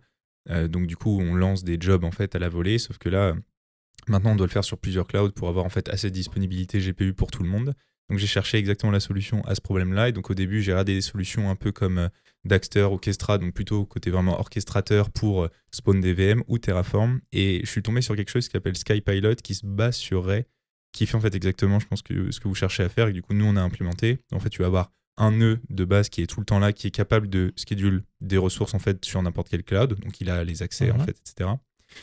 Et lui, il va chercher la meilleure instance, donc tu lui donnes tes availability zones, tu lui donnes quel type de ressources tu cherches, et lui va trouver le meilleur coût. Il peut travailler avec du spot, et il peut faire du distribué, et c'est lui qui se charge de monter et détruire tous les serveurs. Et donc toi, plutôt que de faire du Ansible, tu lui donnes en fait un script qui va être capable d'exécuter sur chaque instance, donc il peut par exemple complètement reprendre un training qui a été arrêté ou quoi que ce soit. Et donc nous, on est en train de tester ça pour vraiment arriver à scaler l'utilisation des GPU pour la dispo en fait qu'on a un peu de partout. Ouais, mais c'est très cool, je pense que je vais regarder. Mais ouais, la première question que j'ai envie de te poser, alors je retourne un peu, c'est comment vous gérez la donnée dans ces cas-là? En fait, c'est Pixelia qui gère la donnée. Donc l'intérêt, c'est que chaque job est schedule avec les ID, par exemple, de l'experiment pour la partie experiment tracking. Et donc chaque experiment est lié à une certaine quantité de datasets. Donc dès que tu vas lancer un job, on passe en variable d'environnement, par exemple, l'experiment ID correspondant sur Pixelia. Et donc on est capable, en fait, de venir télécharger. Mais donc la donnée, elle est hostée où La donnée est hostée sur Pixelia. Mais parce que du coup, c'est notre job. Enfin, l'outil qu'on fournit non seulement hoste la donnée et permet au client derrière d'entraîner des modèles. Et comme on a cette seule source de vérité qui est Pixelia, en fait, Pixelia est hosté sur un cloud derrière. Et Pixelia est hosté sur AWS, typiquement. Donc on a notre cluster cube. Mais par contre, toute la partie job, aujourd'hui, on la lance chez Google. Ouais, mais donc résultat, vous payez cher le passage de données chez Google, par exemple. Du coup, il y a forcément des considérations de bande passante. Mais avant, par exemple, on utilisait un système de job chez OVH. Et en réalité, tu te prends quand même les coûts de bande passante qui sont cachés. Comme tu dis, là, aujourd'hui, comme on tourne sur des GPU qui sont plutôt récents, en fait, c'est les plus... Non, mais je parlais plutôt des coûts de sortie de l'object storage, enfin d'access de l'object storage. Ouais, mais alors après, le client peut connecter son object storage. Donc en fait, comme l'intérêt de ça aujourd'hui, on lance chez Google parce que c'est là où on a le plus de quotas de GPU pour adresser tout le monde. Sauf que soit la donnée est hostée par Pixelia, soit elle est hostée sur les object storage de nos clients. Donc en fait, nous demain, si par exemple notre client il est chez Azure, je peux déployer la même solution pour lui chez Azure. Donc je peux scheduler des ressources sur son cloud et c'est son object storage. Donc en fait, tout est fait localement chez lui. Entre guillemets, c'est comme si c'était on-prem sur son private cloud. Et c'est juste pour les clients pour lesquels Pixelia hoste tout. C'est nous qui absorbons les coûts effectivement de transfert parce que c'est nos buckets et nos instances. Ouais, très clair. Je te posais la question justement parce que nous, on a des gros coûts de transfert, comme c'est des terras de données qui passent à chaque training. On ne peut pas trop se permettre de même faire du multi-région, on essaye d'éviter. Donc par exemple, dans toutes les régions qu'on utilise d'AWS, on a répliqué la donnée dans un bucket synchronisé pour utiliser le bon bucket dans la bonne région. Et à un moment, pour l'anecdote, on s'est rendu compte que ça marchait pas et qu'on tapait toujours dans le même bucket et qu'on avait peut-être 30% de coûts pas nécessaires sur les inférences, par exemple. Ouais, ça va vite. C'est une des solutions qu'on a pour adresser ça, c'est en fait effectivement de spawn des object storage pour les durées des trainings, potentiellement pour venir déplacer la donnée. Et si jamais il y a par exemple, il y a besoin de relancer le training ou quoi, plutôt que d'aller taper sur l'object storage original, on va plutôt aller taper sur l'object storage local pour essayer de limiter ça. Mais en fait, ça dépend tellement de qu'est-ce que le client utilise, où est-ce qu'il est hosté, est-ce qu'il a ses propres ressources, qu'on essaye de faire un peu du custom, mais surtout du réglable en fait à chaque fois. Ouais, j'imagine que vous devez avoir beaucoup de cas différents. Tu vois de tout, ouais. Mais bon, Pixelia hoste aussi beaucoup de trucs, donc en fait, c'est assez pratique pour nous. On tape sur nos propres ressources et après, on essaye d'optimiser en fonction, quoi. Ouais, tant que ça vous coûte pas trop cher de sortir des trucs de là où vous hostez, quoi. Exactement, derrière, c'est toujours un calcul. Tu parlais tout à l'heure un peu des personnes qui ont construit différentes choses, donc un peu de la typologie des équipes. Là, je crois que tu étais en plein recrutement justement pour l'équipe data de Vision. Qu'est-ce que tu vises un peu comme split justement en termes de ressources, data scientist, peut-être plus data engineer, recherche, et c'est quoi en fait le split aujourd'hui finalement? Ouais, donc comme je te disais, il y a 3 équipes aujourd'hui, enfin 2 équipes autour desquelles on gravite, nous, l'équipe data. Il y a l'équipe recherche de Damien Meningo, où là, l'objectif, ça va être de faire tout ce qui touche à l'architecture des réseaux de neurones et des projets dits de recherche. Qu'est-ce qu'on définit par là? C'est des projets à échéance longue et output pas certain. Donc des choses où on a ça a peut-être 30-60% de chances de marcher et qui prennent de plusieurs semaines à plusieurs mois, et des choses éventuellement plus courtes mais qui touchent exclusivement à l'architecture ou en tout cas l'emploi du deep learning pour répondre aux problèmes de détection de vol. Donc tout ce qui n'est pas ça est dans la responsabilité de l'équipe data et qui touche à l'IA, j'entends. Donc on va faire du software engineering, du data engineering, du MLOps, de la data science. On parlait tout à l'heure des thresholds, des compagnies. Il y a beaucoup de sujets de data science autour des thresholds, ou en tout cas scientifiques en général, ça dépend comment tu le vois. Et nous, on a beaucoup de sujets MLOps sur le tooling, comme je t'en ai parlé. On a pas mal de sujets data engineering sur l'accès aux données, que ce soit des données vidéo ou les métadonnées des alertes que nous, on envoie, qui est quand même une de nos grosses centres de données de boulot dans l'équipe data science. À partir des métadonnées d'alerte, on peut faire plein de choses, et c'est là où on fait la plupart de nos études sur la qualité des modèles, l'optimisation des seuils, différentes méthodes qu'on peut faire. Et donc l'équipe tech va s'occuper de développer l'applicatif, mais mon équipe va un petit peu dedans aussi, parce que si ça touche à faire de la manière dont on fait les prédictions avec le modèle, on interagit avec les modèles optimisés, les frameworks d'optimisation qu'on utilise, c'est plutôt mon équipe qui a vocation à prendre la main là-dessus. Donc tu vois qu'on a un spectre assez large. Par contre, il y a des choses plus ou moins faciles à apprendre sur le tas. Et ça dépend un peu des profils de ton équipe. Et ça, je pense que j'ai une unpopular opinion là-dessus et que j'ai peut-être même un peu changé, mais je préfère quelqu'un qui a des bonnes opinions data science et qui a pas de l'urticaire quand je lui dis la data science, c'est aussi du software engineering et il faut essayer d'aller vers des bonnes pratiques de software engineering, pas les avoir toutes à un instant T, mais de se dire que c'est une bonne chose d'aller vers. Je préfère ça que quelqu'un qui est bon en software engineering mais qui comprend rien à ce qu'il fait d'un point de vue data. Parce que j'ai plus confiance en moi pour faire monter en compétence les gens en software engineering que les aider à avoir des intuitions data qui pourraient prendre beaucoup de temps et nous faire perdre beaucoup de temps, comme on discutait au début. Donc aujourd'hui, je vais avoir une équipe centrée sur des profils data science parce qu'on a beaucoup d'analyses et de pistes à évaluer. En fait, il y a un gros sujet de data science for business qui n'est pas traité à Vision aujourd'hui et qu'on aimerait traiter. Et analyse causale en général, c'est-à-dire le modèle est moins bon, je sais pas, dans telle région du monde, pourquoi. Donc identifier les features importantes, puis les relations de causalité entre elles pour identifier des leviers d'action. Il y a trop de churn à tel endroit, pourquoi. Et donc ça, des questions, des pourquoi comme ça, il y en a beaucoup. Et donc on va vouloir les absorber petit à petit pour supporter aussi vraiment le groupe de vision qui est quand même assez fort. Donc toi, tu gères la data à 360 en fait. C'est pas que là pour le cœur d'activité de Vision, ça va aussi être sur les problèmes de BI finalement, en tout cas les choses plutôt pour le business. Ouais, alors par contre, la nuance, c'est que c'est un peu... Aujourd'hui, c'est pas totalement défini, mais sur la partie BI et data for business, historiquement, il y avait une équipe côté business qui le gérait, qui était une autre équipe data issue de l'équipe RevOps, Revenue Operations. Okay. Cette équipe n'existe plus, enfin l'équipe data côté RevOps n'existe plus aujourd'hui, elle a été éclatée et on a dispatché les data analysts dans les différentes équipes business. Maintenant, on a un data analyst avec les sales, un data analyst avec le produit, un data analyst avec le marketing par exemple. Et eux peuvent travailler directement sur le data warehouse, mais on n'a pas encore remis une organisation claire sur qui est responsable du data warehouse et du data engineering, c'est-à-dire remonter les données dans le data warehouse. Okay. Et ça, c'est quelque chose, on a recruté un poste pour ça qui arrive en juin.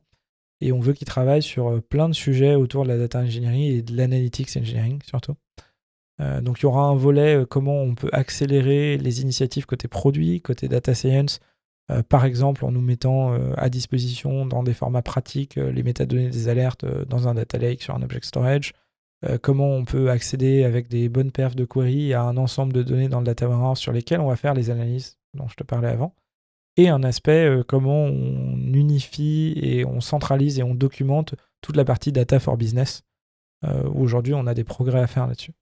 Ok, et du coup ces data analysts, c'est toi qui les gères en tant que head of data, ou comme ils étaient là avant ou dans d'autres équipes, en fait c'est pas ta responsabilité? Non, ils sont gérés par les équipes business, et le point de contact que nous on veut, c'est l'analytics engineer qu'on a recruté, qui accompagne ces data analysts, qui les forme et qui définissent le cadre de leur travail.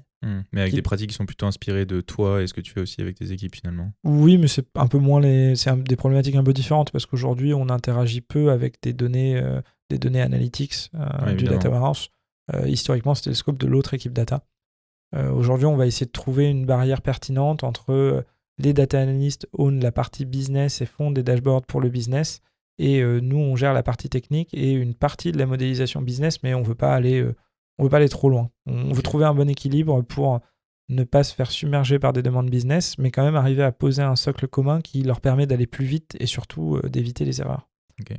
Parce que il y a plein de manières de faire de l'analytics. On s'éloigne vachement du sujet du podcast peut-être, mais entre un script écrit dans l'UI de tel data warehouse managé que tu peux utiliser et quelque chose de terraformé, puis utiliser SQL Mesh ou DBT, tu as quand même des niveaux de maturité très différents sur l'approche du data mesh, je mets des guillemets autour.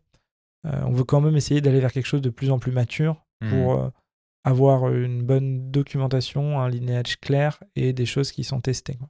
Ok, je comprends. Et toi, du coup, en tant que head of data, tu es toujours aussi opérationnel sur la partie data science ou tous les sujets qui te concernaient avant, ou même implémentation, c'est toi qui vas aller tester les tools, c'est toi qui vas les implémenter, ou est-ce que tu as des nouveaux challenges en fait, qui sont arrivés? Donc là, par exemple, tu as dû t'occuper d'une partie du recrutement, forcément. Est-ce qu'il y a quand même d'autres choses qui t'occupent, ou est-ce que tu arrives quand même à trouver du temps pour être opérationnel? Alors, je pense que c'est important pour moi de garder du temps pour faire un peu d'opérationnel, mais là, en ce moment, c'est moindre que la target que j'ai. Ok. Là, en ce moment, c'est peut-être 10%. Je pense que j'aimerais bien rester à entre 25 et 40% à faire des choses. En tout cas, à rester proche de la technique. Aujourd'hui, là, ce qui me prend le plus de temps, c'est le recrutement, bien sûr, mais c'est important pour le futur. Ouais, évidemment. Et c'est une partie un peu produit/project qui est de gestion des priorités et d'alignement. Parce qu'aujourd'hui, à Vision, on a un avantage et un inconvénient en même temps, c'est qu'il y a beaucoup de stakeholders qui sont très intéressés dans les avancées de la data de manière plutôt positive. Mais donc, comme c'est des stakeholders et qu'ils ont des avis forts, il faut répondre aux questions, expliquer, il faut répondre aux questions, rassurer, écouter et faire en sorte qu'on avance tous dans la même direction. Évidemment. Moi, je suis pas trop partisan du partisanisme où une partie de la boîte pense un truc, une autre pense un truc ouvertement, et il y en a une qui gagne et une qui perd et qui râle.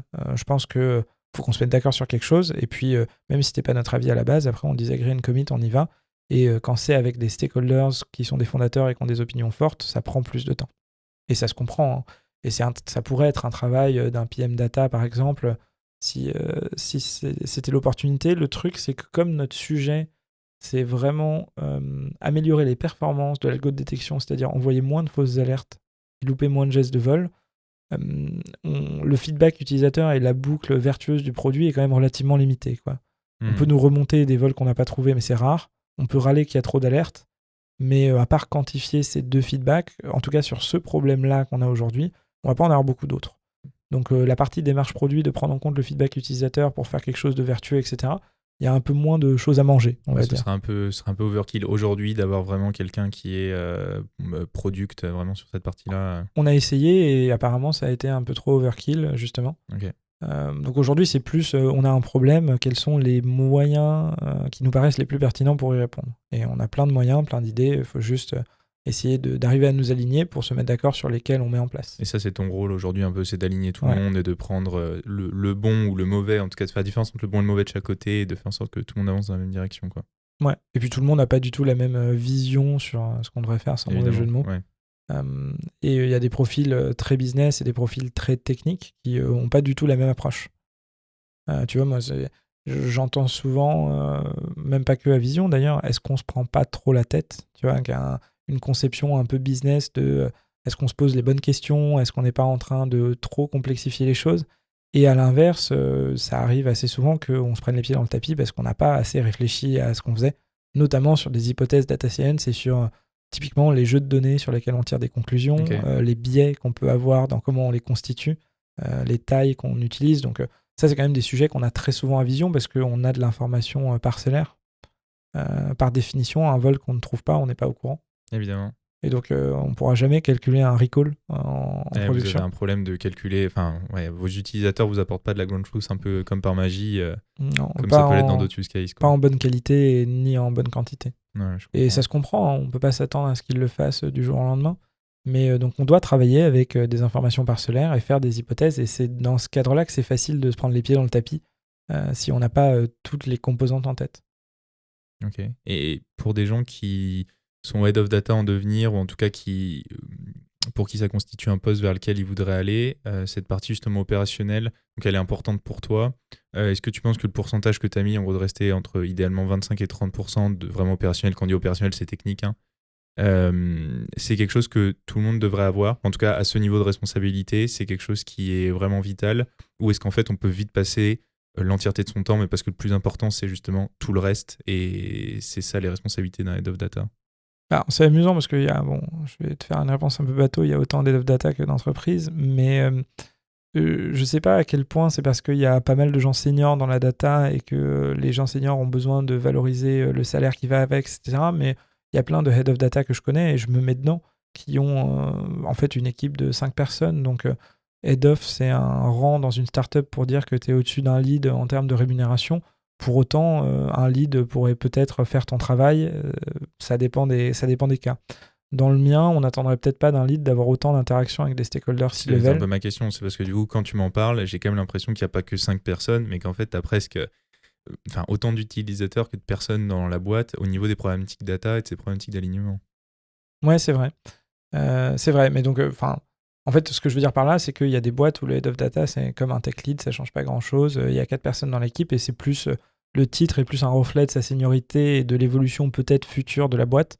Et moi, s'il n'y avait pas autant d'interaction avec les stakeholders, je te dirais que c'est un peu ça aussi. Là, ça change quand même un peu la donne. Donc, ça dépend du profil. Si c'est vraiment le head of data, comme on pourrait l'imaginer, qui a 3 équipes sous lui, chacun avec un tech lead, je pense que 30% d'opérationnel, c'est beaucoup, tu vois. Ouais. Si c'est le head of data avec 4 personnes dans l'équipe qui restent très proches des projets, je pense que c'est bien et que c'est même important de l'avoir. Donc, je sais pas si, tu vois, tu me disais les gens qui aspirent à être head of data.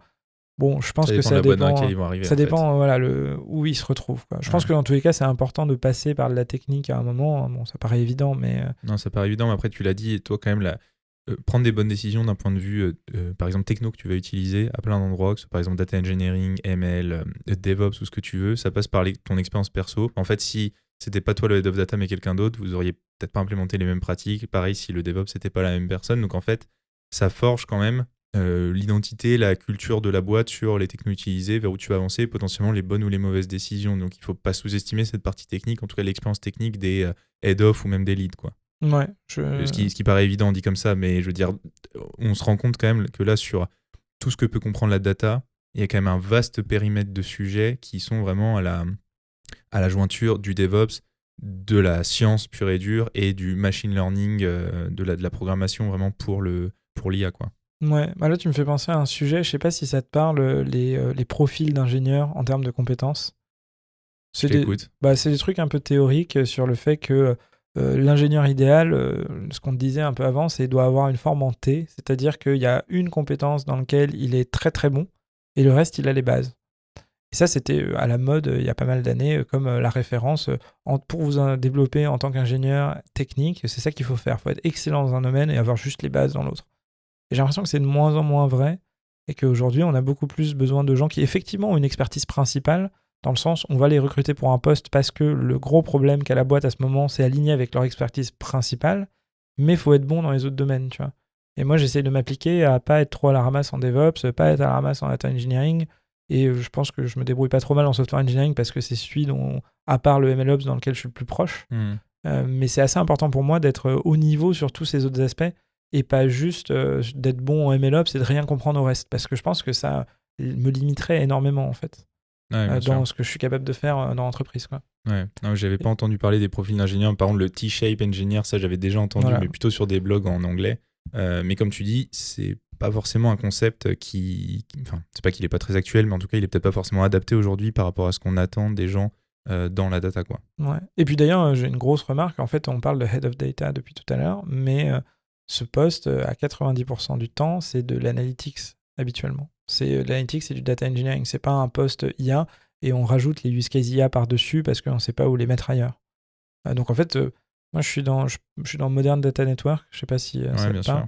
Et en fait, je rencontre plein de gens et c'est très enrichissant, mais la majorité des gens dans le Modern Data Network font de l'analytics. Donc c'est pas du tout pour réduire ça, hein, mais c'est un peu tout le temps le même poste on récolte les données d'entreprise, on les met dans un lakehouse et on produit des insights. Et on fait une modélisation et puis on sort des dashboards. Et là, les typologies d'équipes en plus sont plus claires, que ce soit sur les data engineers, les data scientists, les data analysts. Souvent, c'est quand même un peu plus, en tout cas, c'est un peu plus documenté la structure de ces équipes-là, quoi. C'est quelque chose d'un peu rodé. Donc en fait, si tu dis à quelqu'un est-ce que tu veux devenir head of data, c'est à ça que je pense moi-même, hein. Aujourd'hui, j'ai un titre de head of data, mais ça serait plus head of AI, mais comme il y a une personne qui est responsable de la recherche des AI vision, c'était pas pour stacker côté AI, et personne responsable de la data, a priori, on va reavoir des responsabilités data warehouse business, donc peut-être que ça va retomber là-dedans, mais au final, la partie analytics data warehouse business, c'est un truc où j'ai pas eu beaucoup de responsabilités jusqu'à maintenant à Vision, et ça va changer. Donc c'est pas du tout un poste de head of data classique, quoi. Ouais, je comprends. Bah après, c'est pour ça que tu es là aujourd'hui, c'est parce qu'à partir du moment où tu fais de la computer vision, déjà, souvent le mot data il est un peu galvaudé parce que tu fais plutôt de l'AI ou du deep learning ou de la computer vision. Donc c'est ça que je voulais aller chercher aussi avec toi.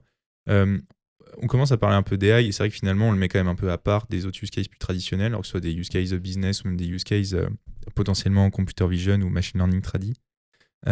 C'est quoi votre usage aujourd'hui des nouvelles technologies, je veux dire un peu de GenAI, mais en gros tout ce qui va être par exemple VLM, etc., dans les activités de vision, et comment tu vois un peu l'évolution et l'utilité de toutes ces nouvelles technos, toutes ces nouvelles archis à précisément ce que vous faites?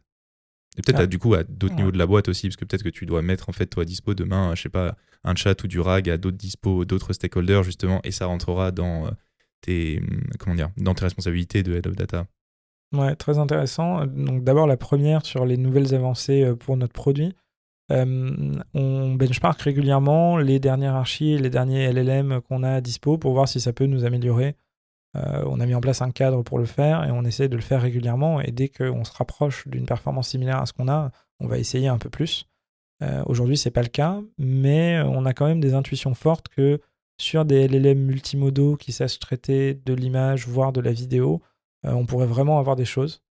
Et donc, ça tombe bien que tu me poses la question. On vient d'ouvrir un poste où on recherche quelqu'un en recherche et on sait que c'est difficile d'avoir des gens qui ont travaillé sur du LLM multimodal ou du model reasoning. Voilà, là, on est très ouvert pour le coup, potentiellement à l'international, potentiellement en remote, potentiellement des gens qui ne parlent pas français. Mais on cherche des gens qui ont implémenté et travaillé dans un mindset recherche ou ingénierie sur des LLM multimodaux parce qu'on commence à avoir la conviction que ça pourrait vraiment apporter quelque chose d'appliquer ce type de modèle aux problématiques de vision. Par contre, que c'est quand même un vrai gap par rapport à la recherche dans laquelle les ingénieurs en computer vision classique ont l'habitude d'évoluer. Il n'y a pas vraiment d'état de l'art encore là-dessus. Voilà, c'est tout récent. C'est des trucs qui existent depuis 1 an et demi, 2 ans, maximum. Donc voilà, on est opportuniste là-dessus. On va commencer à chercher, voir si on peut trouver des gens qui aimeraient bien essayer d'appliquer des choses qu'ils connaissent dans ce domaine à nos projets, quoi. Ok, ouais, bah écoute, au moins le message est passé. Du coup, ce serait quoi tes deux modalités? Tu prendrais de la vidéo et par exemple du son, le son qui est capté par les caméras, ou alors complètement autre chose? Non, aujourd'hui, on ne prend pas de son.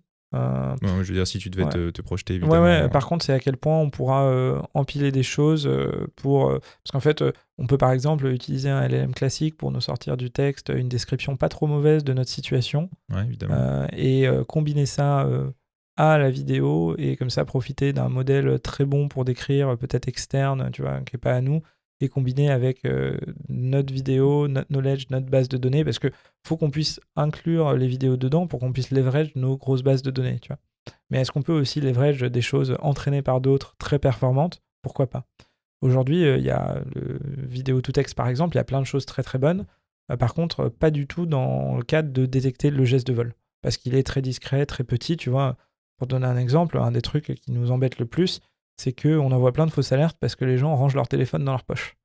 Mais faire la différence entre un téléphone et un petit objet pris dans un rayon qui est encore plus petit que le téléphone qui est dans la main, très Et difficile. surtout que tu peux pas, peut-être que vous le faites, mais ça implique de trianguler. Si la personne prend un truc sur l'étagère, se tourne et la remet dans la poche, je veux dire, la caméra, si t'as juste un plan, bah tu peux pas savoir ce qu'il met dans la poche, En quoi. fait, on pourrait le faire, mais on considère que c'est trop d'ingénierie pour peu de gains de faire ça. Mais Ouais, on pourrait le faire. bien sûr. Mais on pourrait le faire. Mais en fait, là, il faut espérer que notre fenêtre roulante ait capté l'action de prise en rayon puis la poche. Si c'est pas le cas, mais ça, on a toujours le même problème, hein. Si quelqu'un prend un produit dans un rayon et se balade dans tout le magasin et le range plus tard, bah là, pour le coup, on commence à avoir de l'ambiguïté, quoi. Ah, puis toi, c'est en dehors de ta fenêtre de détection, parce que tu vas pas forcément suivre quelqu'un aussi sur... Oui, mais par contre, on va peut-être trigger une alerte parce qu'il met quelque chose dans sa poche juste au moment où il le met. Est-ce qu'on arrivera bien à savoir que c'est le téléphone ou un produit? Ça dépend.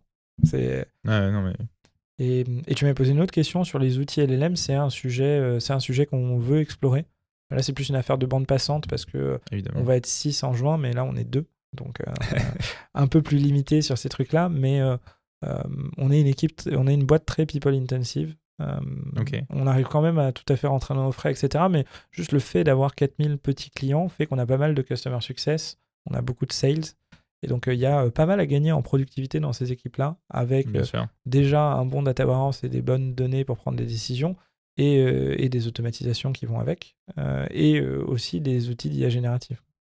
Et donc, bon, là, je m'avance un peu parce qu'on ne l'a même pas encore lancé, mais c'est très probable qu'on va tester Dust bientôt. C'est en général une responsabilité de l'équipe data de déployer ce genre de solution. Nous, les questions qu'on se pose autour, c'est plus de la gouvernance de... qui est responsable de pousser ce genre de projet et d'évaluer l'intérêt de ce genre de solution. Tu peux pas dire que c'est toi aujourd'hui, quoi. C'est une discussion. Non, dans tous les cas, ce sera probablement pas moi. La question, c'est plus est-ce qu'on a des gens un peu dédiés à ça, ou est-ce que c'est la responsabilité des responsables de pôle, des différentes équipes business, de pousser ce genre de truc. Je pense que je m'avance pas trop, mais une approche que j'aime bien, c'est une approche en communauté de pratique. Même si je sais que ça a beaucoup de défauts et que pour plein de raisons ça marche pas, je trouve ça quand même intéressant d'impliquer les utilisateurs du futur produit directement dans l'implémentation et dans le fait de le pousser auprès des autres membres de l'équipe. Donc de trouver des ambassadeurs dans les équipes business avec qui on travaille Et donc, je dirais que je ne suis pas responsable dans le sens où moi, je vais pousser dans le cadre de la communauté, mais j'aimerais bien que ça soit une responsabilité collective, pas juste un objectif de l'équipe data et pas du tout celle des autres, parce que en général, quand on travaille ensemble, il faut qu'on ait des objectifs alignés. Si l'objectif de l'équipe sales, c'est de faire X ventes et qu'ils n'arrivent pas du tout à avoir l'intuition qu'on va les y aider, que notre objectif, ça soit qu'ils utilisent un outil, ça peut être un peu mal vu. Ouais, ça te prémunit en fait de leur mettre un outil dans les pattes dont ils n'ont pas du tout envie de se servir. Au final, tu as très peu d'adoption, il te coûte super cher et tu rollback et tu te retrouves au même point 6 mois après. Ouais. Quoi. C'est pour ça que je pense qu'il faut passer du temps avec le métier pour comprendre le use case et proposer le plus rapidement possible un use case avec l'outil qui fait gagner du temps ou qui sert à quelque chose tout de suite. Plutôt que pusher l'outil pour l'outil, c'est travailler avec le business pour trouver des use cases pertinents et commencer par ça. Je ne sais pas si on fera exactement ça, mais moi, c'est plutôt ça que j'ai en tête. Mettre en place des communautés, sélectionner des ambassadeurs, avec eux, travailler des use cases prioritaires sur lesquels on peut faire quelque chose et essayer de livrer très vite quelque chose avec ça pour voir si on génère de l'attraction. Et en fait, si ça te fait économiser une demi-heure par jour à chaque sales de vision, bah, c'est déjà énorme. Et en fait, tout le reste qu'on fait, c'est du bonus. Ouais, carrément. Non, mais bon, c'est un peu une règle générale, mais ça fait quand même du bien de le rappeler que c'est valable pour quels que soient les tools ou quelles que soient les équipes qui doivent les utiliser. Tu m'as parlé une seconde de billets tout à l'heure. Est-ce qu'aujourd'hui, il y a des enjeux technologiques quand même vis-à-vis du billet que vous pouvez avoir, soit dans vos données, soit dans vos modèles Est-ce qu'il y a parce que si vous faites certaines erreurs de détection, alors après, elles restent toujours derrière à l'appréciation de la personne qui reçoit la notif. Est-ce que c'est des choses qui vous concernent ou finalement pas spécialement ? Ouais, donc tu parles des biais au moment où on fait la détection par rapport à la situation. Donc ça peut être un pays, ça peut être un certain style de vêtements, ça peut être plein de choses. Oui, ça nous concerne. En fait, il y a plusieurs manières de voir la chose. On a des problèmes de biais par les manières dont on s'évalue. Qu'est-ce que je veux dire par là ? Quand on prend un dataset de test à froid, il y a plein de raisons techniques et data science qui font que on n'a pas exactement la production de dataset, on a une certaine image de la production, peut-être un peu distordue et sûrement biaisée. Et donc la première étape dans ces cas-là, pour les biais, c'est d'en avoir conscience. C'est-à-dire de savoir quels sont tous les biais qui pourraient faire que ce petit bout-là, il n'est pas vraiment représentatif du total. Et il y en a sur lesquels on pourra agir, d'autres pas. Et donc ceux sur lesquels on ne pourra pas agir, on va juste espérer qu'ils ne soient pas trop forts. Donc j'ai répondu un petit peu à côté, mais on a des vrais problèmes comment on définit des subsets non biaisés de notre ensemble. Et à partir du moment où on est capable de faire ça, on peut consciemment prendre des subsets biaisés parce qu'on sait on peut évaluer à quel point ils sont différents. Si déjà on n'arrive pas à prendre des subsets non biaisés, on est un peu embêté pour prendre des subsets biaisés. Et donc quand on prend des subsets biaisés pour évaluer, je ne sais pas, si on est moins bon sur les gens qui portent des habits d'hiver plutôt que des habits d'été, par exemple. Bon. Là, il faut faire bien gaffe à la corrélation versus causalité. Si jamais toutes les images de gens d'habits d'été qu'on ressort, en fait, c'est que des caméras le jour avec une excellente lumière, on est en train de se dire qu'on est moins bon sur les habits d'été, alors qu'en fait, on est moins bon quand il y a trop de luminosité. Et donc là, il faut quand même essayer vachement de faire attention à causalité et corrélation et de ne pas confondre les deux pour en tirer des conclusions. Ouais, évidemment. Parce que si jamais on se décide à déployer un modèle qui est meilleur sur ce dataset-là, dès qu'on est en été, en fait, dès qu'il y a une pièce fermée en sous-sol, on va être super nul et ça dépend de la qualité du monitoring qu'on met, mais c'est pas sûr qu'on fasse le lien tout de suite, quoi. Ouais, évidemment. Et du coup, il y a un sujet explicabilité quand même des algos pour vous, pour arriver justement à comprendre en fait pourquoi le modèle il prend cette décision et ce qui va vous aider en fait dans l'évaluation de ces billets. Alors je pense, vous faites beaucoup de deep learning, donc tu dois savoir, mais l'explicabilité en deep learning, c'est faisable, mais c'est difficile. Alors, en fait, c'est pour ça que je te pose la question. En fait, je l'ai posée à tout le monde parce que je trouve qu'il y a eu très peu d'avancées sur le sujet et je suis curieux de savoir à quel point soit ça touche les gens, soit eux ont dû trouver leur propre solution parce qu'il y a très peu d'états de l'art et que ça n'a pas trop bougé. Ouais, moi pour le coup, là, si aujourd'hui c'est pas un sujet, demain ça va l'être. Je te parlais tout à l'heure d'avoir un outil de visualisation de dataset. Je pense que en deep learning, c'est quand même pas mal de se faire des intuitions visuelles sur ce qui marche ou pas et de regarder des choses. Et donc pour moi, pour combattre ce genre de choses, c'est essayer de se construire des petits datasets non biaisés, comme on en parlait avant, qui te permettent de faire des intuitions sur ce que le modèle arrive à bien détecter ou pas. Mais là où c'est très important de faire des petits datasets et de les regarder manuellement, c'est que au moins tu peux te dire, ok, cette image, elle fait du sens pour moi, regarder 2-3 images, je sais pas tirer une énorme conclusion sur la perf du modèle. Par contre, ça me donne une intuition. Si jamais je tire 5000 images au hasard avec un script, que je calcule une métrique et que je regarde la valeur et que j'en tire une conclusion, là, c'est très probable que j'ai eu des biais dans la manière dont je l'ai construit. Ouais. Donc malheureusement, on est obligé de faire une approche un petit peu empirique sur des petits samples pour arriver à se tirer des intuitions sur ce qui marche pas. Et après, on peut le valider avec des métriques et des gros volumes, mais là, il faut faire extrêmement attention aux biais. Ok. Bah écoute, merci beaucoup en tout cas pour toutes ces infos. C'était super intéressant. Je suis content d'en avoir appris un peu plus sur ce domaine particulier que vous faites avec des approches assez différentes du reste des industries. Vous arrivez quand même à faire beaucoup de choses avec une assez petite équipe, j'ai l'impression. Ouais, c'est pour ça que je te disais, moi je suis impressionné de ce qu'a fait Damien Ménigaud, entre guillemets tout seul, sur la partie tech et de à quel point il est arrivé loin. Je sais pas s'il y a une corrélation au fait qu'il est Félix, mais bon, c'est un peu qui tout double ces écoles d'ingé. Hein. Soit on a des ineptes sociaux, soit des génies, et souvent un mélange des deux. Mais voilà, Vision avait choisi de peu investir dans l'IA et d'investir beaucoup dans la croissance commerciale. Pour l'instant, c'était pas une mauvaise stratégie. La vapeur est un peu en train de s'inverser vu qu'on va être beaucoup plus. Parce que vous avez validé votre marché aussi, donc ça paraît logique. Mais je pense que l'objet de Vision à la base, c'était on n'est pas une boîte de recherche, on va pas faire de la recherche en computer vision. On est une boîte commerciale qui s'appuie sur de l'IA pour vendre des choses, pas l'inverse. Okay. Et ça se reflétait bien dans la structure de People de Vision. Et aujourd'hui, on prend une direction différente pour passer à l'étape d'après. Super intéressant.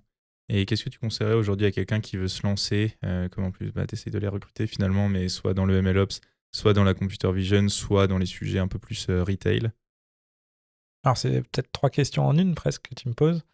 Je pense que là le marché est quand même assez tendu.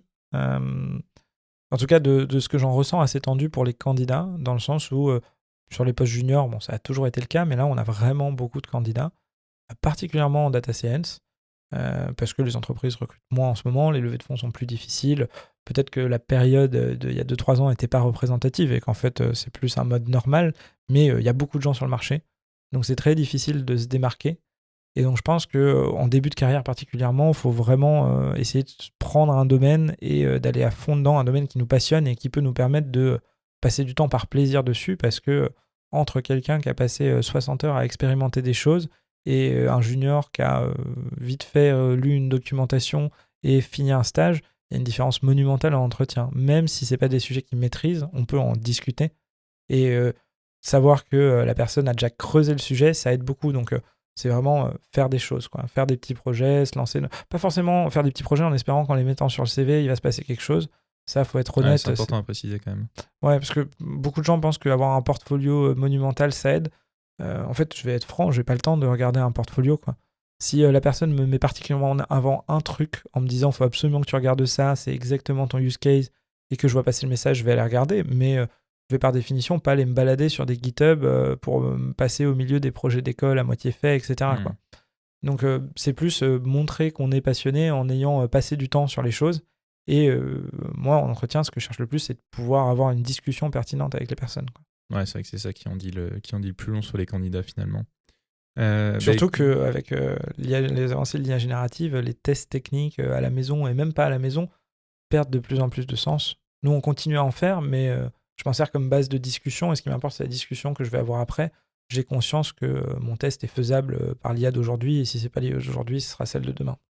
Ouais, c'est sûr. Je vois même pas comment tu peux faire passer encore des tests ou même du lead code ou ce genre de trucs encore aujourd'hui. Je pense que tu peux juste espérer discuter un maximum avec le candidat parce que ta discussion vocale, pour le moment, en physique, en vidéo, ne peut pas trop la faker normalement. Et derrière, la question, c'est qu'est-ce que tu vas lui demander, qu'est-ce que tu vas regarder, mais il n'y a que cette discussion qui t'apportera vraiment les réponses, quoi. Ou alors faire bosser sur un truc de ton entreprise avec une revue de PR un peu guidée, peut-être. Mais... Ouais, et puis tu disais le lead code, ça n'a plus de sens, mais dans l'entretien et peut-être même dans le travail aussi, hein. Je commence, et c'est peut-être une populaire opinion aussi, mais je commence à être convaincu que le boulot de software engineer va beaucoup changer dans les prochaines années. Évidemment, si tant est que le lead code ait déjà fait du sens à un moment donné, voilà, ça, je suis complètement d'accord et on n'en fait pas non plus, mais ouais, bien sûr que ça va aller avec les évolutions du domaine aussi. Hein. Est-ce que vous faites du vibe coding à Pixelia ? Ouais, je pense c'est un terme qu'on aime beaucoup, je pense qu'on va commencer à en mettre en entretien. Ouais. Non, ok. Tu définis comment le vibe coding ? Bah, tu vois, par exemple, donc nous, ça nous arrive de produire des cas d'usage de computer vision où des fois donc, on doit construire et déployer des modèles pour divers use cases. Typiquement, l'interface qui va te permettre dans laquelle tu vas envoyer les résultats de ton modèle, qui va prendre par exemple un flux vidéo et qui va faire différentes analyses pour faire ressortir certaines métriques. Tu veux construire un dashboard avec la prédiction plus d'autres analyses. Ça, clairement, aujourd'hui, c'est un truc où d'abord, je vais essayer de le vibe coder et après, je vais m'intéresser à la technique de vraiment ce qu'il y a derrière et qu'est-ce qu'il faut fine-tuner pour que ça marche. Mais aujourd'hui, investir ton temps dans essayer de faire tourner ton Streamlit d'abord, faire tourner ton modèle, ensuite rajouter des composants à la main, pour moi, ça n'a plus aucun sens. Et pour le coup, typiquement nos sales engineers qui, eux, sont en contact avec le use case du client, aujourd'hui sont capables, en vibe codant, de presque en autonomie, en fait, à aller faire des preuves de concept et à montrer quelque chose au client qui va être représentatif de ce qu'il aura une fois qu'il est en prod, alors que la personne n'est pas technique, quoi. Ça, c'est un use case vraiment formidable, je trouve. Ouais, c'est un des premiers que je vois, et après, je pense que c'est quelque chose qu'on va moins faire pour le développement du produit. En tout cas, c'est quelque chose qu'on ne fait pas aujourd'hui pour le développement du produit Pixelia, parce qu'on construit sur une base qui est trop grosse et que tu veux un ensemble qui est quand même cohérent et compréhensible. Donc, le contexte n'est pas assez gros encore dans les outils pour le permettre de vibe coder en itérant sur quelque chose gros comme Pixelia. Mais par contre, dès que tu dois faire quelque chose de complètement nouveau, j'ai tendance à me tourner tout de suite vers des outils, par exemple comme Cursor, pour juste voir ce qu'il me donne, ce qui me permet de tester en même temps un peu à quel point les nouveaux modèles sont plus performants. Est-ce qu'il y a 2 mois, j'arrivais à faire des choses... est-ce que j'arrive à faire des choses meilleures qu'il y a 2 mois avec le même prompt, et plus ça va, plus en fait tu trouves des cas d'usage qui sont sympas. Ouais, oui, clairement. Moi, ça m'amuse de plus en plus.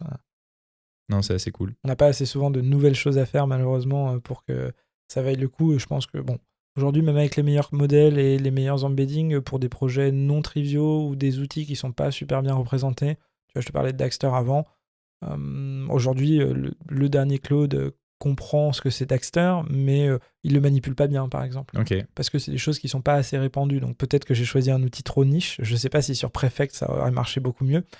Mais c'est pas encore au top niveau là-dessus, mais c'est déjà intéressant parce que là, pour le coup, c'est des choses où, particulièrement, tu vois, Streamlit, je pense que c'est un excellent exemple. Il y a de la technicité dans Streamlit, elle a aucune valeur ajoutée. Typiquement, je m'en fiche de connaître la syntaxe de comment faire un truc en Streamlit, parce que dans tous les cas, c'est des interfaces temporaires, pratiques, rapides. C'est pas des trucs qui vont rester très longtemps. Donc, ça m'intéresse vachement pour ce genre de use case de pas avoir à m'embêter avec le code, quoi. C'est ça. Tu sais que c'est pas de toute façon un truc qui va aller en prod, mais par contre de pouvoir dire ah non, en fait le bouton, j'en voudrais plutôt un deuxième qui fait ça, et en fait quand j'appuie dessus, tu vas me le mettre en pause et tu vas m'afficher ça en grand. Clairement, j'ai pas envie de faire du Python dans Streamlit pour arriver à faire ça, quoi. Pas aujourd'hui en tout cas. Mais non, en tout cas, c'est vrai que c'est des super use cases et ça évolue assez vite, donc on verra un peu ce que ça donne dans le futur, quoi. Carrément. En tout cas, je te remercie. C'était super cool de t'avoir ici. Voilà, tu as pu faire aussi passer un peu des messages. Donc, vous cherchez quand même toujours des gens chez Vision, l'équipe Setoff. J'espère qu'il y a des gens qui verront l'opportunité de te rejoindre. Merci encore. Et écoute, à une prochaine. Ouais, merci beaucoup. Et si je précise, ce qu'on cherche, c'est, on a parlé avant le LM Engineer et un senior data scientist pour l'idée de data scientists qu'on a recrutés qui sont plutôt juniors. Pas l'idée d'un point de vue management, mais d'un point de vue mentoring. Parce que j'aurais pas forcément le temps de repasser dans le détail des concepts de data science sur tous les projets qu'on va mener. Donc il y a vraiment un aspect pédagogie dedans pour emmener des gens et faire monter en compétences et tacler des sujets compliqués de data science. Je parle à ceux qui parlent peut-être de Contextual Bandit, donc faire du reinforcement learning à grande échelle sur nos magasins. C'est le genre de truc qui, si on a des gens assez ambitieux scientifiquement, on pourrait tacler. Ok. Donc merci beaucoup pour l'invitation encore. Écoute, en tout cas, j'espère que le message est passé et je te dis à une prochaine Tanguy. Merci encore. Merci d'avoir écouté jusqu'au bout. Si vous avez aimé cet épisode, aidez-nous en mettant 5 étoiles sur Spotify et Apple Podcast ou en mettant un petit commentaire. Et pour YouTube, n'hésitez pas à vous abonner et à liker la vidéo. Je vous dis à la prochaine dans Pixel Perfect.